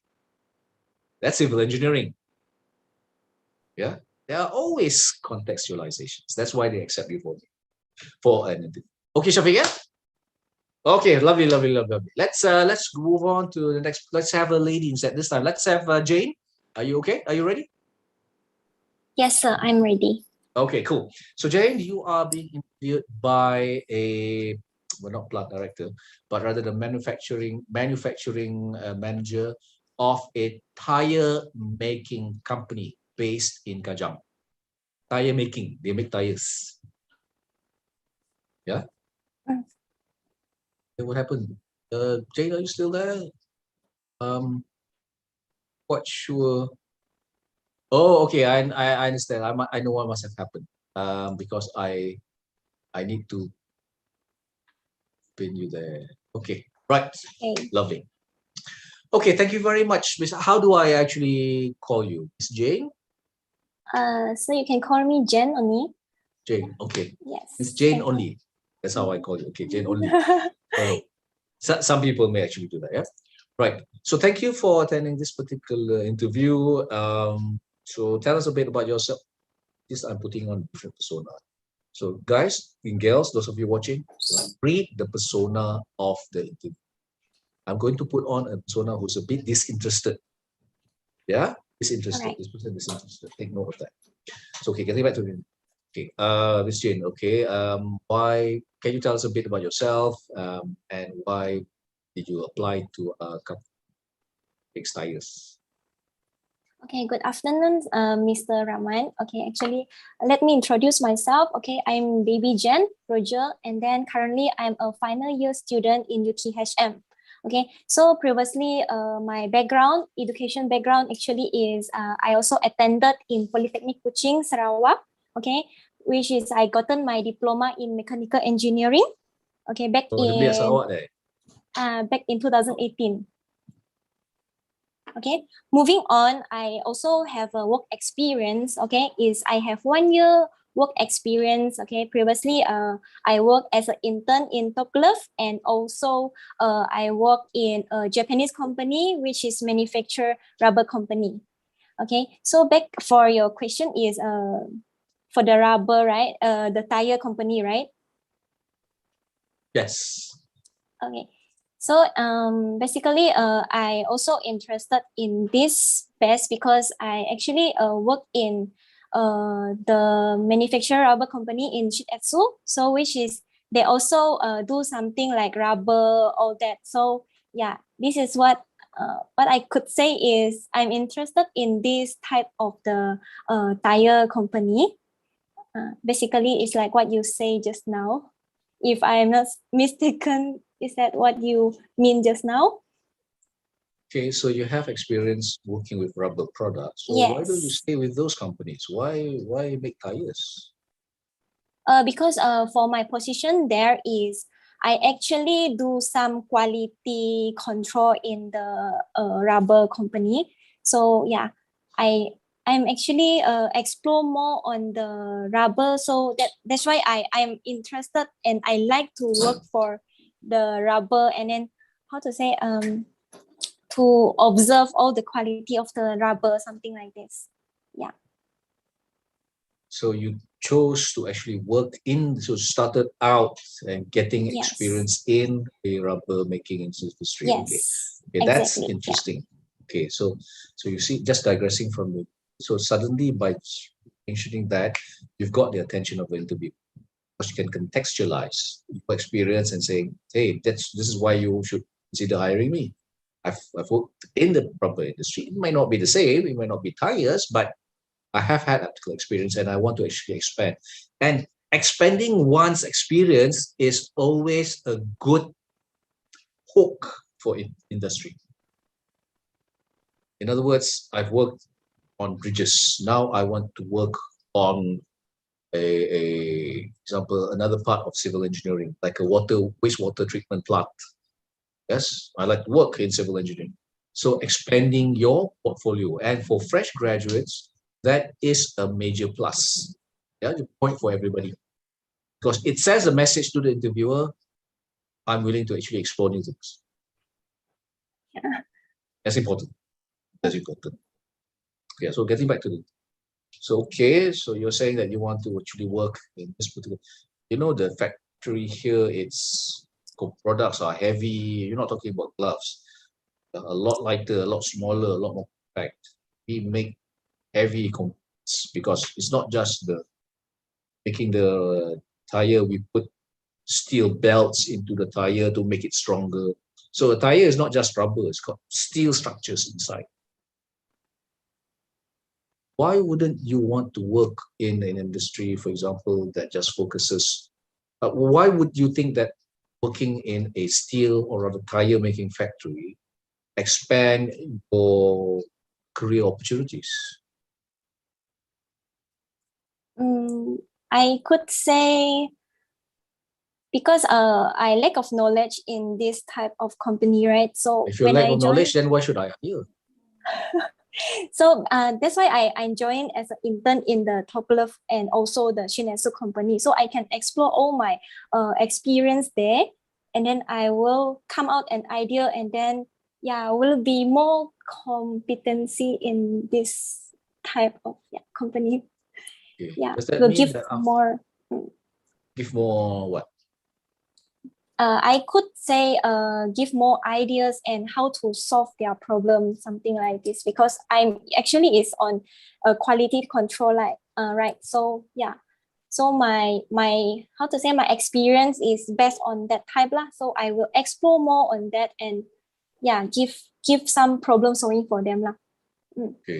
Okay, great. So we ended the interview there. So your strength is quality control. And Yes. I believe you should actually play on that, highlighting to the industry, hey, I did quality control here, I can help you here. The experience back there in other industries, still rubber, I believe will be helpful. I want to learn, right? Good. Yeah, don't say I don't know, I say I want to learn. So these are the phrases, these are the link, the language that you need to use, the choice of words. Don't use words like I don't know, off the cuff, but rather say I want to learn. Okay. This is new for me. I would like to learn it. So there are always ways of turning it positive. It doesn't mean that you have to say exactly that. Yeah. Okay. Thank you, Jane. Right. Okay. Thank you, Dr. Rahmat. No worries. Let's move on to Yi Hui. Are you there? Yes, I'm here. Okay. Yi Hui, remind me again. You were of mechanical engineering? No, I'm civil engineer. Civil engineering as well. Okay. So you are being interviewed by a data analytics company. You actually send an invitation to a data analytics company, and you are by the business development. So okay, let's start the mock interview. Right, Miss Lee, thank you very much for attending this particular online interview. It's interesting to actually have somebody outside of the data analytics field. So could you tell us a bit about yourself? Okay. Hi, my name is Li Hui and I'm 33 years old, currently final year civil engineering student in UPHM. Right. So since I'm studying civil engineering, right? Yes. Actually before I answer that question, okay. can I ask a bit? Like this job is I'm willing to try or very random job interview? Willing. Okay. Yes. Okay. As everybody know that civil engineering that I have studied is kind of a very broad field. It includes the structural materials and geotechnics, hydrology, and so on. But we have learned statistics before. So I think this statistic that I have learned can use in data analysis. Correct me if I'm wrong. Okay, interesting angle.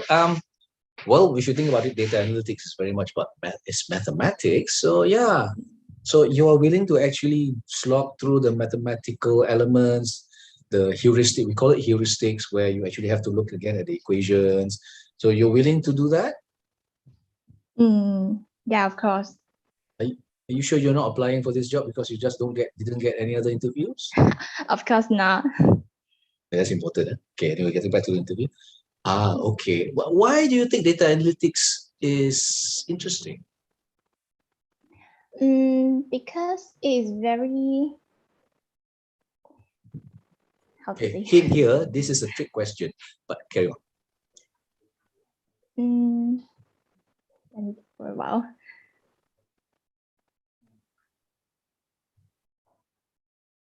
Do you think that data analytics is interesting? Yeah, of course. I think everything is interesting. Okay, if everything, does that mean you're going to apply for all sorts of jobs? So you see the words here, industry people pick up on these words very quickly. Yeah, they pick up very quickly. They might make a joke out of it and whatever you, but they're really trying to understand the appetite of you to want to work in this company. If you give the impression that I'm going to grab anything I can get, that may not be the wisest message to send. Yeah. Okay. So now I mentioned to you that this is a trick question. It's a trick question because I straight away asked, tell me why you think data analytics is interesting. You never said it, did you? Correct? Betul tak? You never actually said, oh, I find data interesting, very interesting. You never said that. Suddenly, okay, this is a leading question. Out of the 8 types, this is a leading question. They want to actually try to understand, they try to actually tell you. When they do that, you know what that means? Because that means that they have already looked at your CV, they are keen. They're keen, they're leading, they want to actually get you to actually say, yeah, I'll work here. Because could be possible that they might even offer you a lower salary. Ini penting ya, benda-benda macam ni, these are the tricks. Left academia, go into industry, these are the tricks that they carry out. Because the HR, they have a KPI of making sure the salary paid out, you know, they try to actually offer the lowest that they can while still being fair. Okay, it's one of the things that they do lah. So here's a direct question. Do you think that data analytics is interesting? I think yes. Okay, and you mentioned about statistics. Yeah, that's a nice recovery. That's a nice way of actually linking. Yes, but how would data analytics be useful to engineering?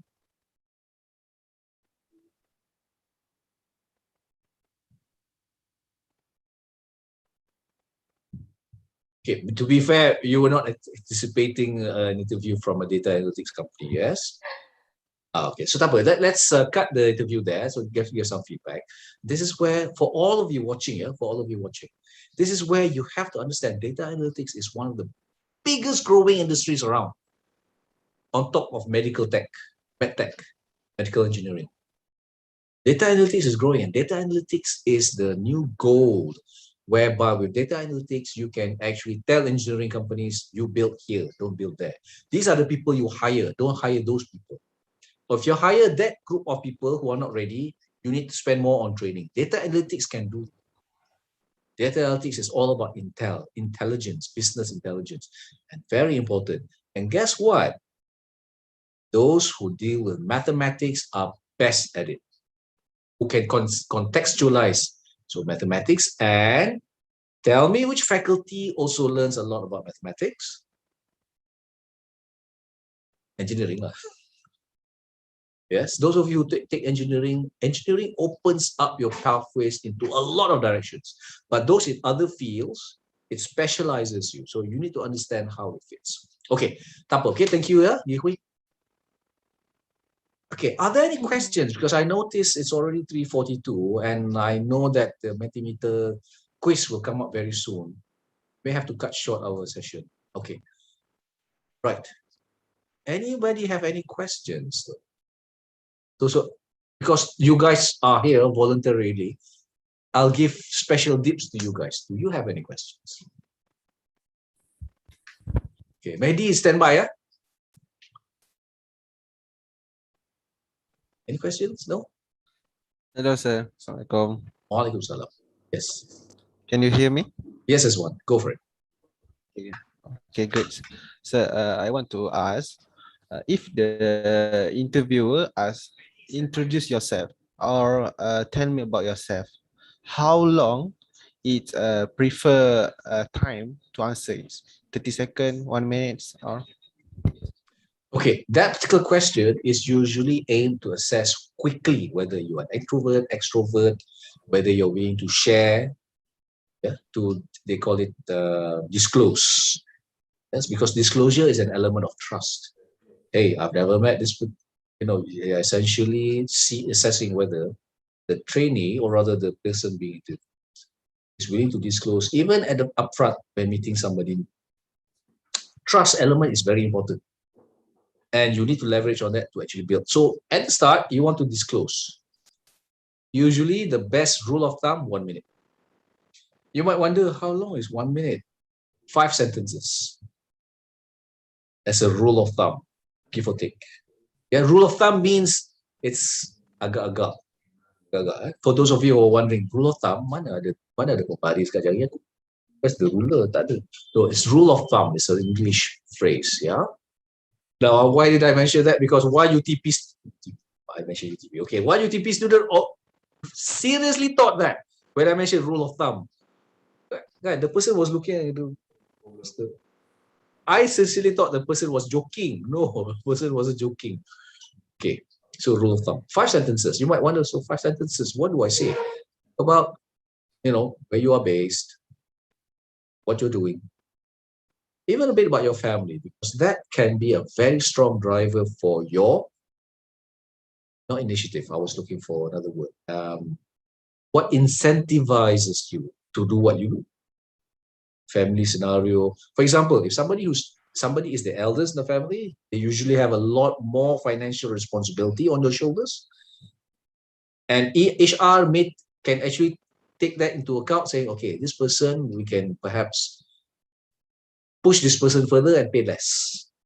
Okay, I know that sounds a bit harsh, but those are some of the things that they look at. It doesn't mean that you don't divulge. Yeah, you have to, but you bear in mind that these are the pointers these are the points that they actually look at. Yeah. And talk about, what have I done? What have I actually learned? And did I have any particular experience whereby I get a chance to present my ideas to a top management? They like that. High value add industries like to find candidates who have had that experience. Yeah, in other words, hey, here's an idea I developed whilst doing my internship. I presented this to the top management. Whether they accept it or not, that's another matter lah. But if they accepted it, major plus. Major plus. Of course, don't lie about it. Be truthful about it. I hope that helps you as one, and also all the rest watching. Yeah. Okay. Assalamualaikum, sir. Can you hear me? Waalaikumsalam, Mehdi. Yes, lovely. Sir, I have a question that there is a Sure. proverb, first impression lasts long.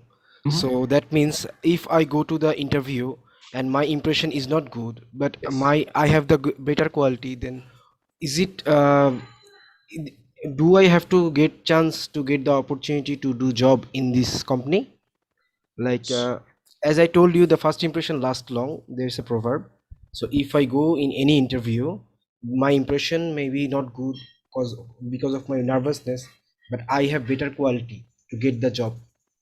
So what will happen, and how to cope up with this thing? Okay. I would like to give you an academic response, but I can't. I have to give you an industry response. One, yes, you probably missed that opportunity, but it could be for the best. Could be for the best, because at that point in time, you're still unable to actually manage those jitters. Everybody feels them, let's be honest, but you're unable to manage it, how it actually comes out.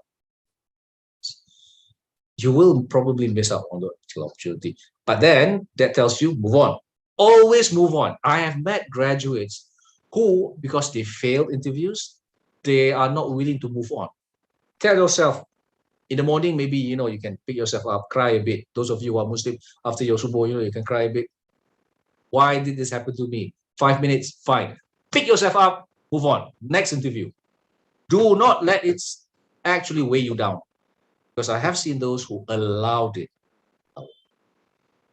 But find time to suck over. Now, for those of you who believe yourselves to be super macho guys, again, behind closed doors, sulk about it. Whether you want to cry about it over whatever fine, then move on. I know how tough it is for fresh grads these days. It is tough. It is tough. Jobs at your range, they're not that many. Before I forget, when you get the chance, apply for the Invest KL Fit for Work training program. The next one will happen in March. The offer will probably be open in January. I'll make sure that your DVC of academic is aware of this so that the advertisement will come out. You guys will graduate end of this year or next year? Approximately next year. June. July. June, July, something July. like June that. or July. Okay. Yeah. Don't worry, there'll be another cohort after that. If SKL program, go for it. Go for it. Okay, guys, it's already 3:49.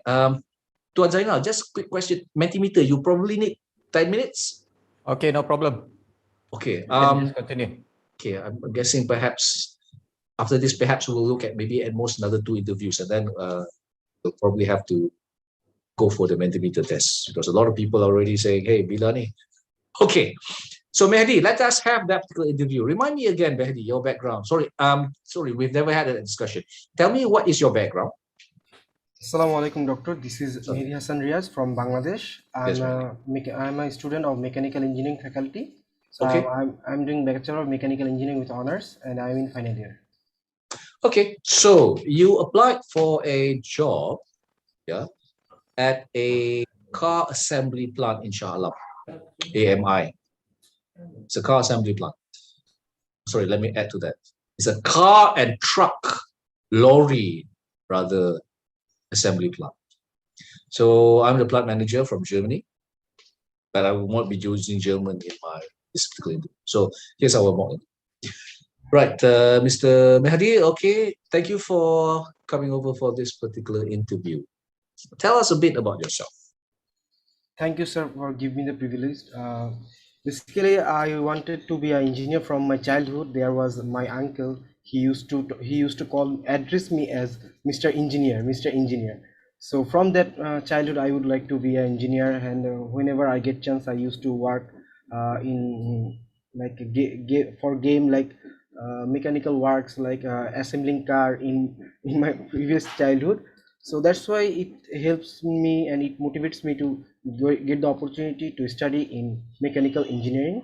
So I have graduated from higher secondary from Ideal College, Bangladesh, and then I am studying in UTHM, and right now I'm in final year. So in my final year, for my elective courses, I have taken the automotive propulsion course, and I have taken IC engine course. So this thing will accelerate my career to working in automotive sector, like assembly of car. And I also worked as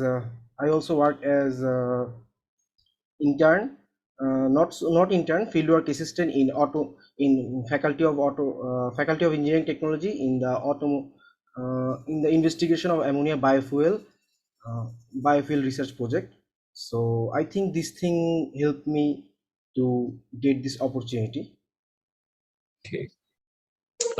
You talk about engineering cars, but here you're not engineering cars, you're just assembling them. You sure that this is a career you want to actually embark on? Start here? Actually, sir, it will depend on my perception and the demand of my wishes. So basically, if you ask me about my ambition, then I am asking you. Then I will tell you that my main ambition is to be a businessman. Where I will produce, or I will manufacture the different types of cars, even flying vehicles. That was my dream. Even it's also my dream. So before achieving my ambition, I have to get experience. I have to use my qualities. I have to use my learnings, whatever I have learned from UTHM, learned from my bachelor degree. So I think if as I want to make a business in this sector, so I think this will be better for me. So you really want to be a businessman, you want to work at my plant, you learn about how cars are assembled, and then you will actually steal all that knowledge and then set up your business and then compete against me. Sir, not like that. I will learn, and I told you that I have learned a lot of things from UTHM. So I will apply my knowledge and experience from UTHM, and you will be beneficial. From me. So I think it is a greater opportunity for your company as well. Okay, good. Confidence is there. Now notice, and I think everybody who's watching this, I want to actually highlight, Mehdi, please excuse me for using that particular example. Yeah.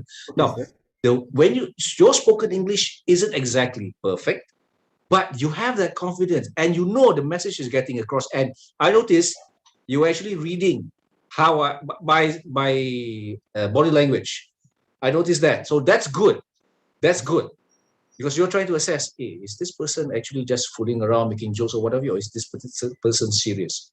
Yeah. So you make up for that with the right ideas that you present. You're saying, no, I'm not here to actually steal the ideas. I'm here to learn, and I will contribute so that I can actually be better. You can even save later on, so that I can actually contribute some entrepreneurial skills so that the business becomes better.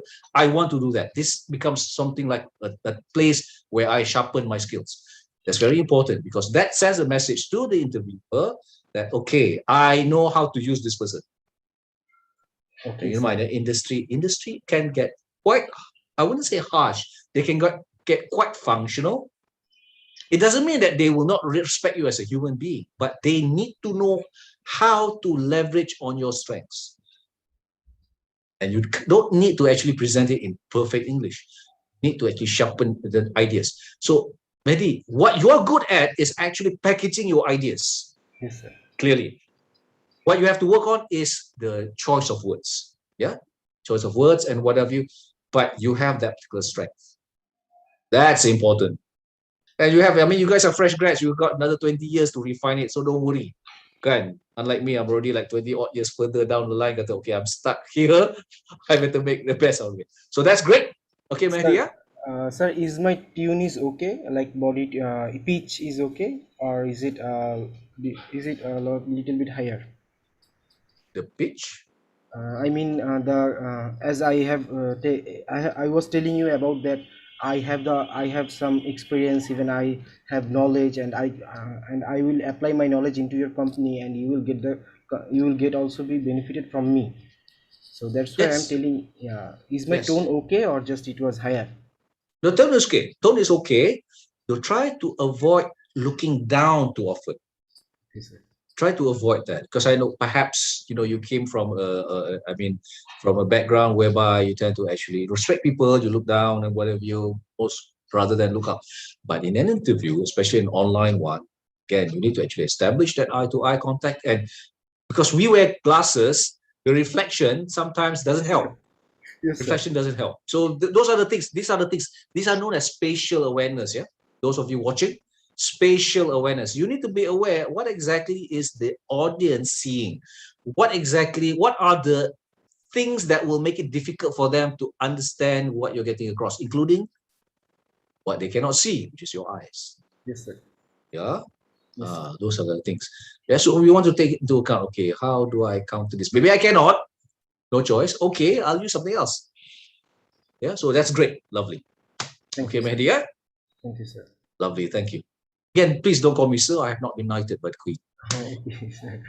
So I have a question that Mehdi, can you hold on that question, because I would like I understand that time is limited. What I want to do is actually want to get one last mock interview out the way. Yeah, but hold that question, or maybe you can type in the chat box so that I can get to it right after we're done with it.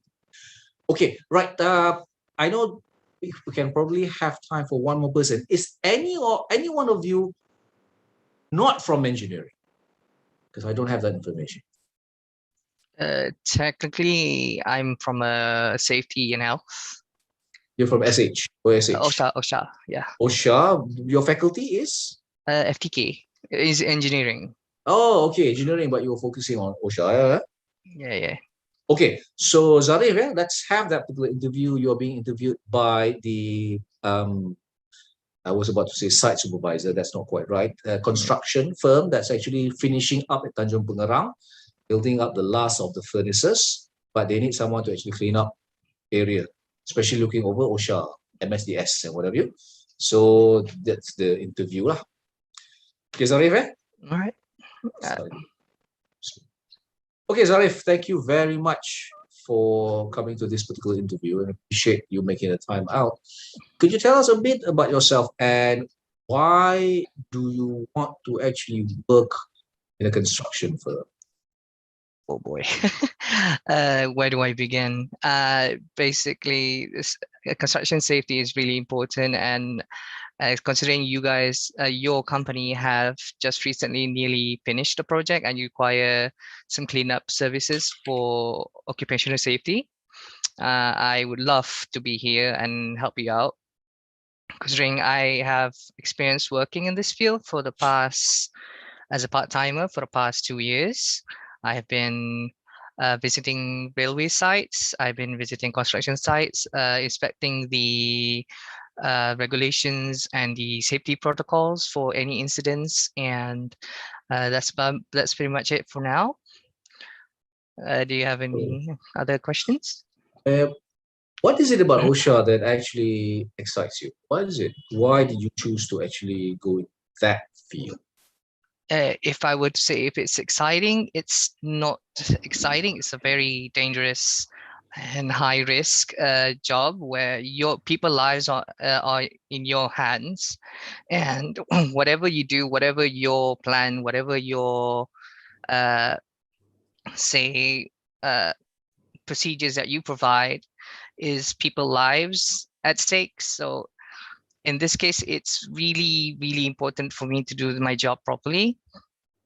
And I don't find it fun. I find it rather serious. It's not something that I'm supposed to laugh and smile about because it's people's lives. And if you are asking me why did I join OSHA, because I have seen incidents in front of my eyes during my diploma years where it's kind of vivid imagery. Is it fine for me to say it, or maybe not at the first review, may not be the best, but you've already described vivid imagery, and that already precludes the possibility that you want to talk about it. No. But you're sending a message. Okay, so Okay. it's something very visual, very. What drives you isn't the excitement, but rather about the belief, the response that we need to be responsible about safety, Yes. and somebody has to do it. That's me. Yes, and yes. Okay, cool. Yeah, I think that elicits a lot of information already. Just before I forget, Zarif, I'm not quite sure whether you noticed this, but when you talk, you do this. Oh yeah, as a weird habit. This chair is a bit flimsy. Yeah. I'm trying not to fall off, so I'm just trying to sit down straight. It's my bad. Okay, but be aware. Again, I'm not saying that yeah. it's totally bad. It is distracting, so you want to actually keep it under wraps or keep it under control. Yeah, don't lose control. But I'll try. I'll try if it's a real interview. Oh, this is not an interview, so no. I mean in a proper future where I have to be serious. I'll keep that in mind. Okay, cool. So you want to actually get that passion for the seriousness of securing and rescuing people's lives, and your choice of words, good, because you were talking about it's not about being excited. For me, for you there. For me, it's not about being excited. It's about being, taking care of people's lives. Yeah, so I don't find that exciting. I find that important. So that drives me. That's important because not everybody is super excited about what they do. Sometimes they do it because, hey, this is responsible. Somebody has to be responsible. Somebody has to take ownership. Ownership, high value add industries. Ownership, high value add industries. Why low value add industries don't really gun for this? Because cost. Ownership has costs associated with it, and they usually keep it under control. Right? Just a few people given that particular role. Yeah, high value add industries, everybody has to take ownership of it. That's the distinct difference. Okay, so Zarif, thank you for that particular session. I wish I had time for everybody. Unfortunately, we don't. So just quickly, as I promised to Mehdi, I want to actually get to the question. Is it good to share my ambition about business during an interview session? If it's a low value add industry, no. If it's a high value add industry, yes. Reason being is this: low value add industries, they just want to hire you for you to follow the instructions. If you have aspirations, you're sending the message up after about a year, I've learned what I need to do, I'll move off. Off I go to another company. So it sends the wrong message. High value add industries, I want to learn. I want to actually, test new ideas here so that I can refine my business sense. So that way the HR knows, okay, this person can actually help. Or at this particular level, maybe in administration, maybe on the business side, that kind of distinction information can mean the difference between securing a job that you want and will add value to you versus securing a job which after about 3 months you rather not do. Let's be honest. And if you look at statistics, millennials, which means your generation, don't stay long in jobs. There's a reason behind it. You guys aren't really looking to actually really just have enough to eat. You're looking to actually make a difference. We already found that millennials are looking for, meaning behind what you do. If meaning is just making money and makan, that's not us. Which is something my generation is beginning to learn. We didn't learn it the last time, and we face a lot of problems in our industries. That's the reality. To unpack that, we can have a chat over another webinar 4 or 5, series 4 or 5, as I mentioned. Okay, ladies and gentlemen, those of you, especially those of you here with me in the political studio, as well those of you watching on YouTube, thank you so much for making the time out. We are going down to actually look at some of the questions in Mentimeter, and that, ladies and gentlemen, will be hosted by Tuan Zainal. Thank you very much to everybody watching, and back to you, Tuan Zainal. All right. Okay. Thank you, Dr. Rahmat, and also all students who have volunteered. We wish that we have more time actually for this session, but definitely, we gain a lot from the mock interview just now. Thank you, Li Hui. Okay. Thank you, Ezwan. Thank you, Zarif. Baby Jane. Okay, Shafiq. Azim, I know that he was struggling with the lighting just now. Dr. Zainal, at YouTube still have an audience? Yeah. I need to share with you all. It's a simple tips and on for interviewer. Firstly, I want. They have two type of person. One is a silent person and one is a louder person. Silent person, but is a silent person adalah macam orang yang lebih kepada soft skill, but louder person more to leadership. But apa yang saya nak sampaikan, if you have a weakness on in your life, but you need to tell them you have to learn a new thing and new skill and up skill for your opportunity untuk peluang yang akan datang. So simple lagi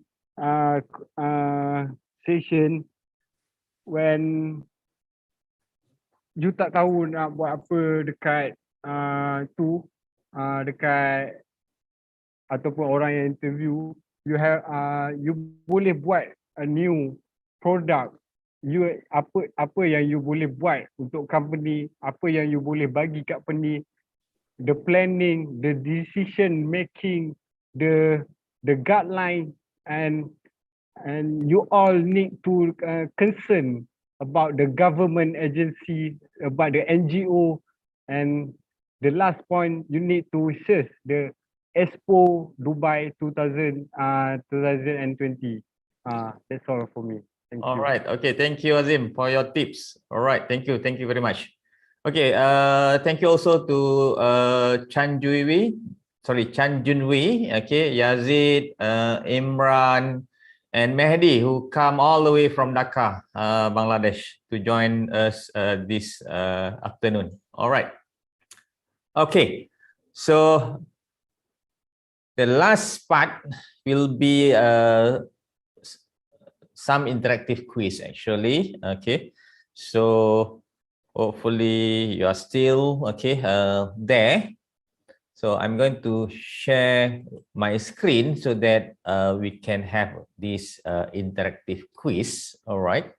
And actually we are still using the Mentimeter right? And the link is there in the chat box, but if you can't find the link, okay, you can simply type the URL www.menti.com and use the code 71683816. All right, so you'll see how many participants. Okay, don't worry, we have around 900 participants now. I think all can take part because this Mentimeter can have up to 2,000 participants. All right, so far we have only 13. Come on. Okay, 18, 19, 20. All right, counting.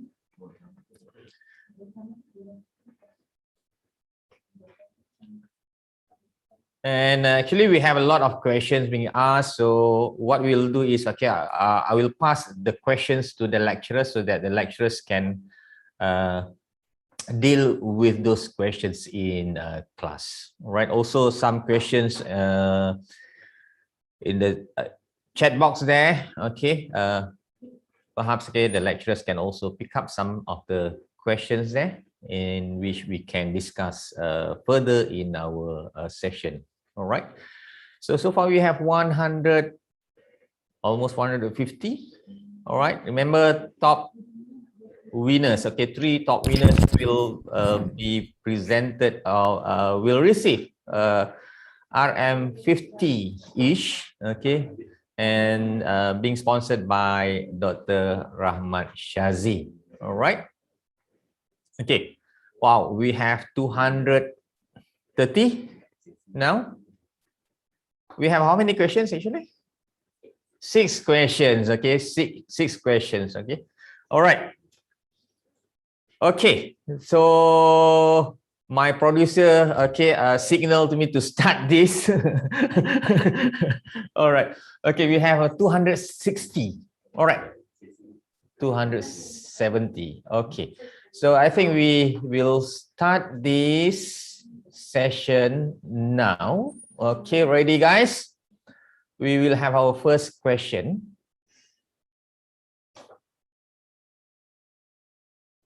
All right. Answer fast to get more points.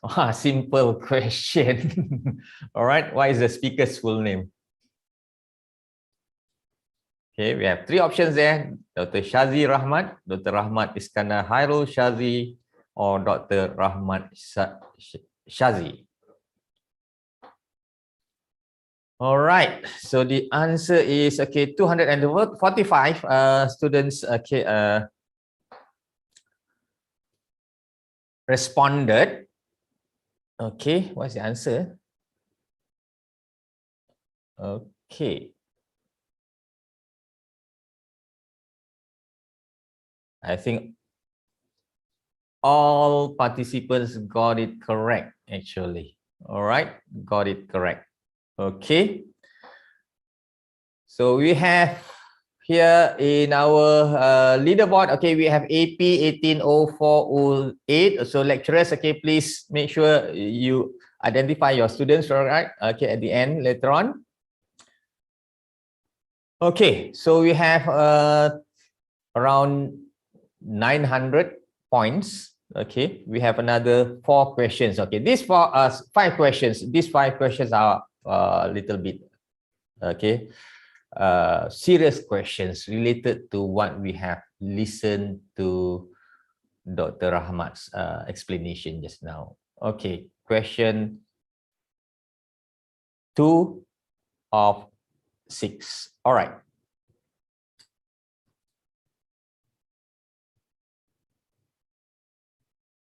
Okay, criteria of a low value add industry are,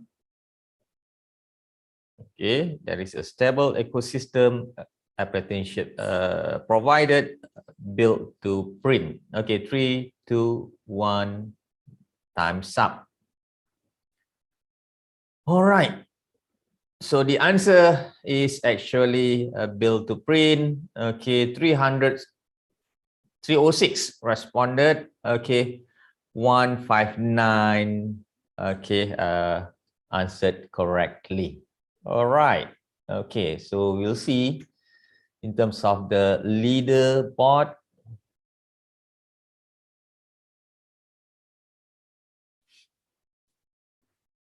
Okay. Chan Jun Wei is okay. No, sorry. Okay, Shafiq Azlan is the fastest. Okay, 1,857 points. All right, ready for the third one. Okay, those I think okay, you have the chance. Okay, we have 4 more questions actually. All right.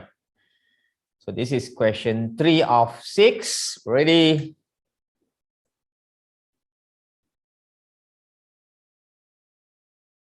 Okay, examples of high value add industries. Politics and education, ONG and automotive, banking and advertising. Oh, very quick. Okay, the number there. I can see 290, 310 people responded. ONG. Okay, so the other 2 are actually low value industries. All right, we'll see the latest results out of 6.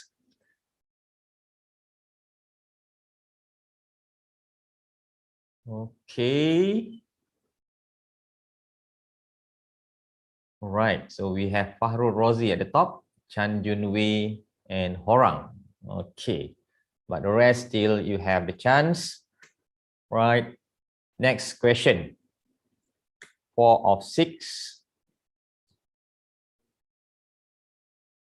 How should we respond clearly when our English is weak, moderate, but the interview is conducted in English? Mix both our mother tongue and English. Try to simplify in English. Use our mother tongue only.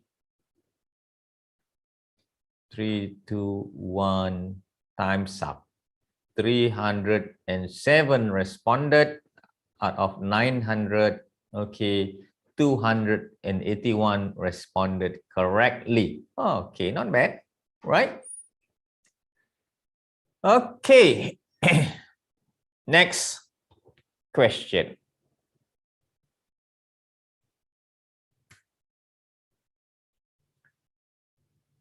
Right, so okay, we'll see the leaderboard first.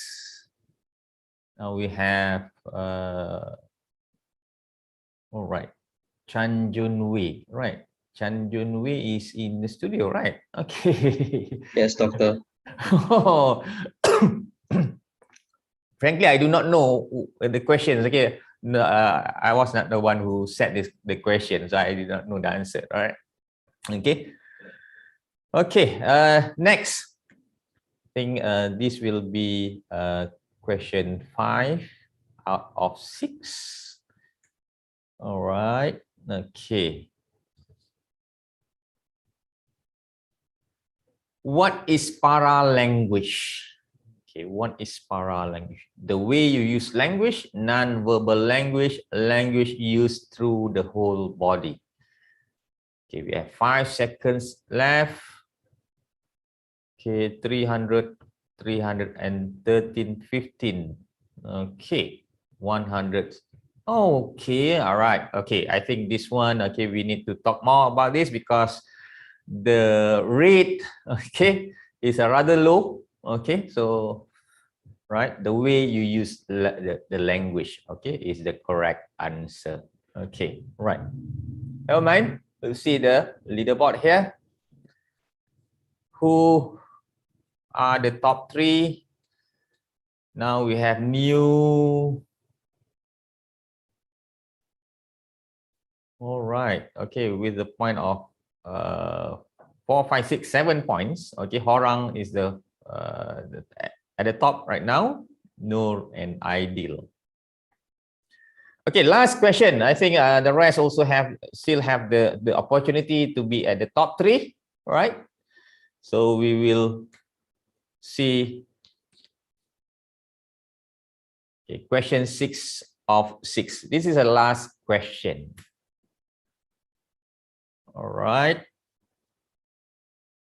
What type of interview is the mock interview done during the webinar? Online group interview, online panel interview, online behavioral interview. All right. Okay, 294 responded. And the answer, what is the correct answer?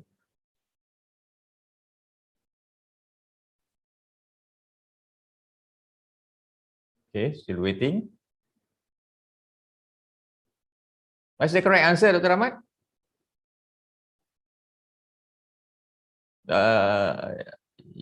It should be the central one, the online panel. Okay, right. So, I think. right. Okay.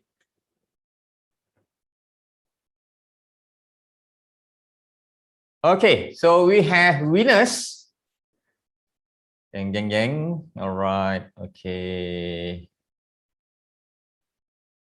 Hey. Okay, we have Noor. Okay, please, okay, inform your lecturer. Okay, Noor. Okay.